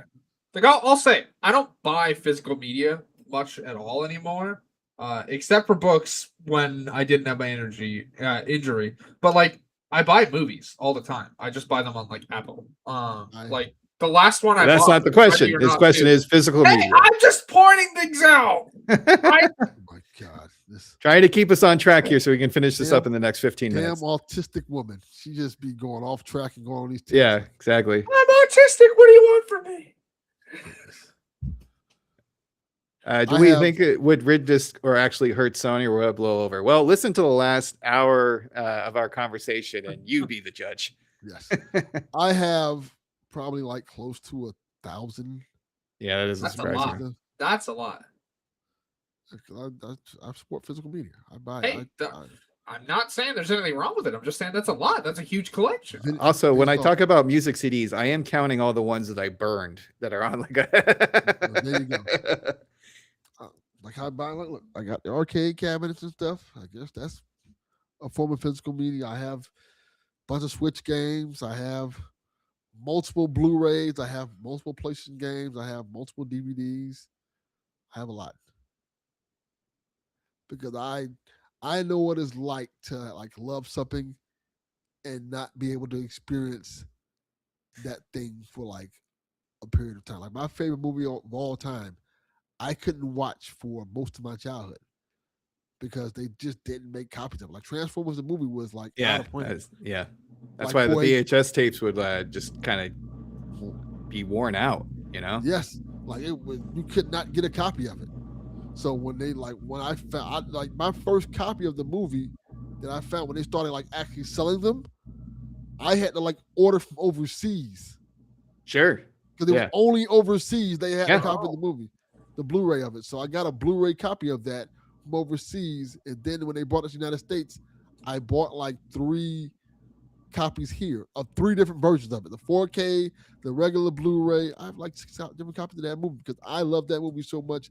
I don't want to be in a situation where one day I cannot watch my favorite movie of all time. Sure. That will legit hurt me. Like if I was to like one day like hey, I want to watch Transformers movie, like can't watch it anymore. And that could happen even if you with all your own owning of it, you know, that could still happen.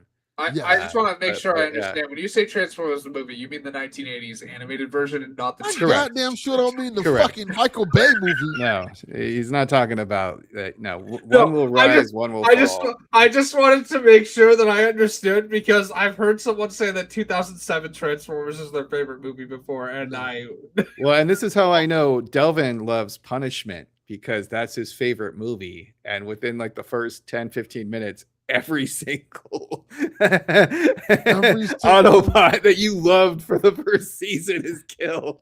And guess what's next? Which is cool because this movie has felt like a new footing in life, a new life. Because people are like loving the movie again. They're re-releasing it in theaters. Yes, I heard. In like awesome. a couple months. You know what else they're re-releasing in theaters in a couple months? All 5 Hunger Games movies. Let's fucking go. No.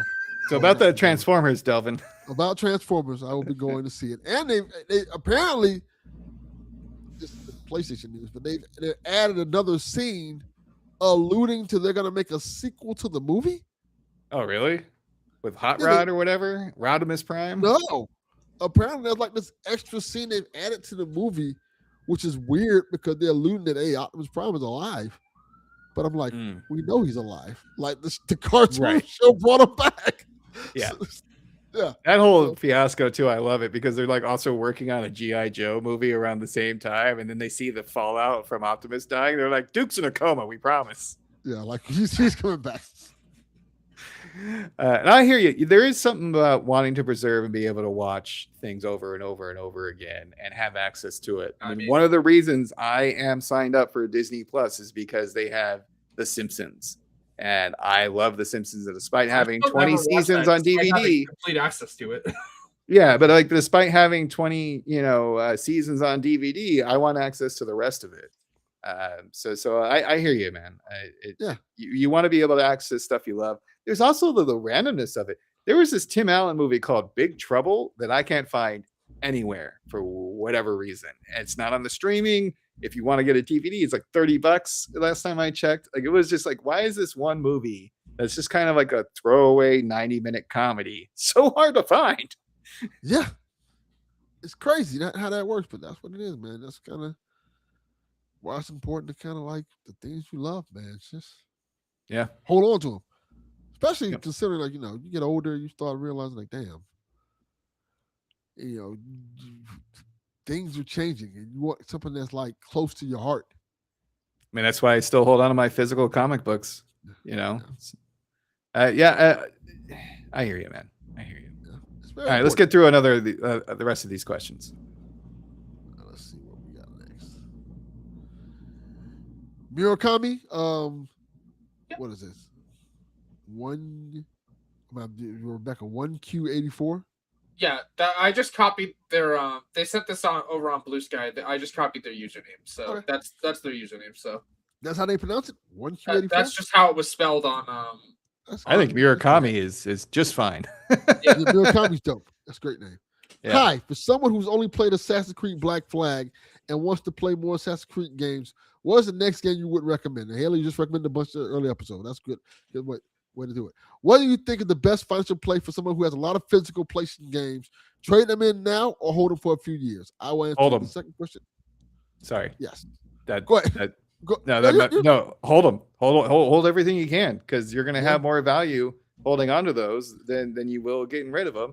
And if you get rid of them and you can't get them back for one reason or another, through a different format, through the same format, you're going to miss them. I am also the person who struggles to trade in and get rid of old games. Like I hold on to them until the very end. Like the most recent trade in I had is because I realized the 5 games that I was getting rid of, I already owned on a different platform that I preferred. So I was okay getting rid of the stuff.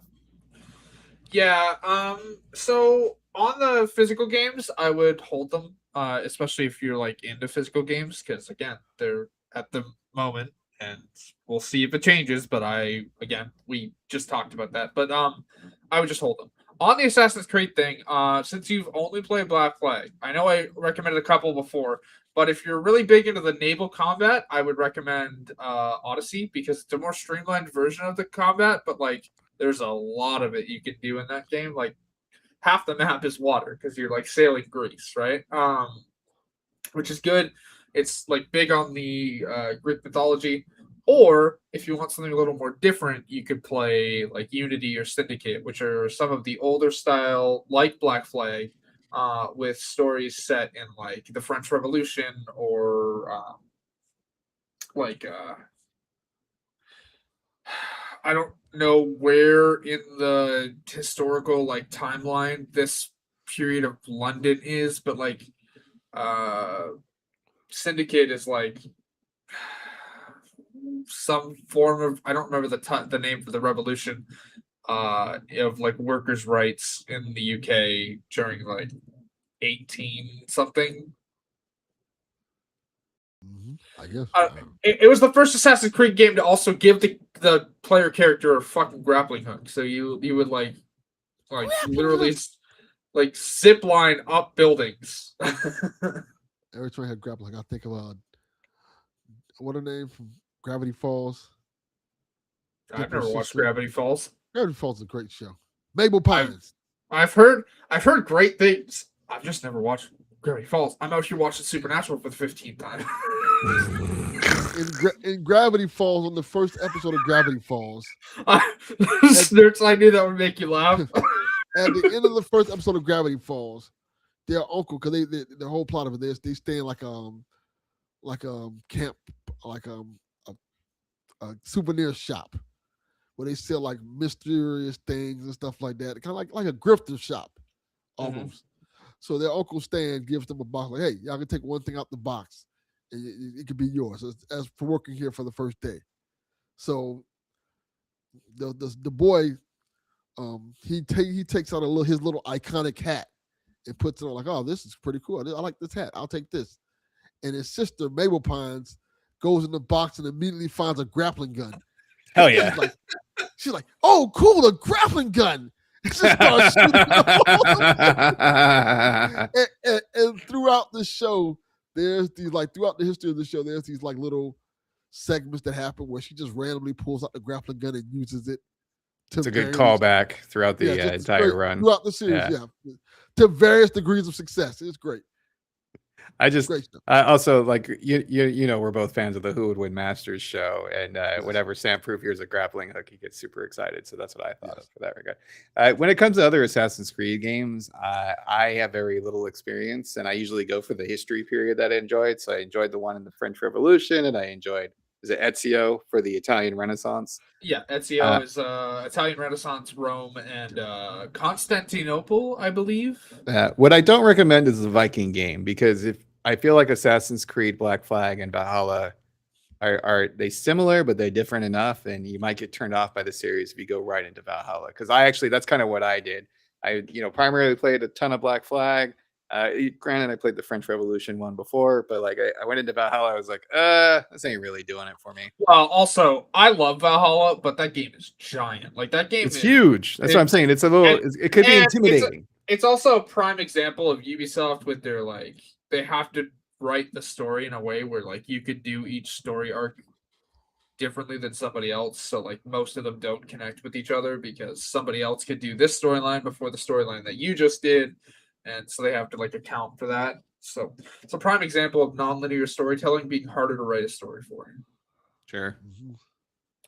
But my personal favorite that I recommend if you really enjoy Black Flag, you should check out is Odyssey. Cassandra is one of my favorite characters in video gaming in general. So yeah, or play Watch Dogs. There you go. Don't do that. Play Watch Dogs 2. You'll have a great time. Do not play Watch Dogs. No, I that's fine. Watch Dogs 1 is fine, but I much prefer Marcus and Friends over edgy boy Aiden. So please. Watch Dogs. It's fine. You could play Sleepy Dogs. That one's good. I'm a sleepy dog. I am too. Let's get to this final question. We got Terps fan. Yep. Should Sony be strengthening its current digital assets rights for consumers with the sunsetting of physical discs? Do you think this drives some of their consumer base to PC if they don't do this? I think yes. Yes, and yes. I think they should be doing that. I don't think they will be doing that. And I don't think it drives them to PC. I think it actually drives them to Switch. Yeah, I could see that. I think because Switch is having more of those third-party games like Resident Evil. And they still have physical media. Correct. They still have physical media. They're starting to get the third-party games that run pretty well, and it's also a hybrid console with a handheld. And I was saying on my Shack, I was saying this on Shack. I used to say, hey, you should probably, if you're a gamer, you probably should own a PS5 and a Switch. Now I kind of say, if you're a gamer, you have a good reason to own maybe a Steam Deck in the Switch or a Steam machine in the Switch. Like PC gaming in the Switch makes a lot more sense than it does at this point than owning a PS5 and Switch. Because a lot of those third-party games go to Switch now. And they run just as good. They may not look one for one just as good, but they look good enough. You can perfectly play Resident Evil Requiem on Switch. This looks good. And I think gamers out there, if the gameplay is solid and the graphics are decent, they're fine. It doesn't have to be the shiniest thing ever. If they're having fun, they'll play it. Yeah. Speaking of, I'm very excited to replay all the Resident Evil games on PC and see how pretty they look. I'm a nerd. We know. I to answer the actual question though, sorry. I very much think they should strengthen their consumer rights for digital purchases, but I also agree that they probably won't. And do I think they'll be pushed to Switch? Maybe. The thing is even though they're not there yet, we know they all want to do this. They're all eventually just going to go digital only. And this is not strengthening back to that conversation. This is me just pointing that out for the future. Could they switch to Switch? Funny. I don't know if Nintendo wants to do that yet. I was going to say, if anything, Nintendo's kind of reading the room and they're like, oh, here's a market opportunity. And the reason why I say that is because Nintendo still has a lot of the old guard there. They're very slow to adapt to modern society. Like even now, like the Switch 2 is, even though a lot of the Switch 2 stuff is outdated stuff, it feels modern for Nintendo. They're very slow. I also find it fascinating that they only really went to CDs or DVDs, right? Discs for like 2 consoles, right? It was Wii and Wii U, and then they went back to cartridge. And their handhelds have been cartridge as well, like the 3DS, and they've been doing just fine.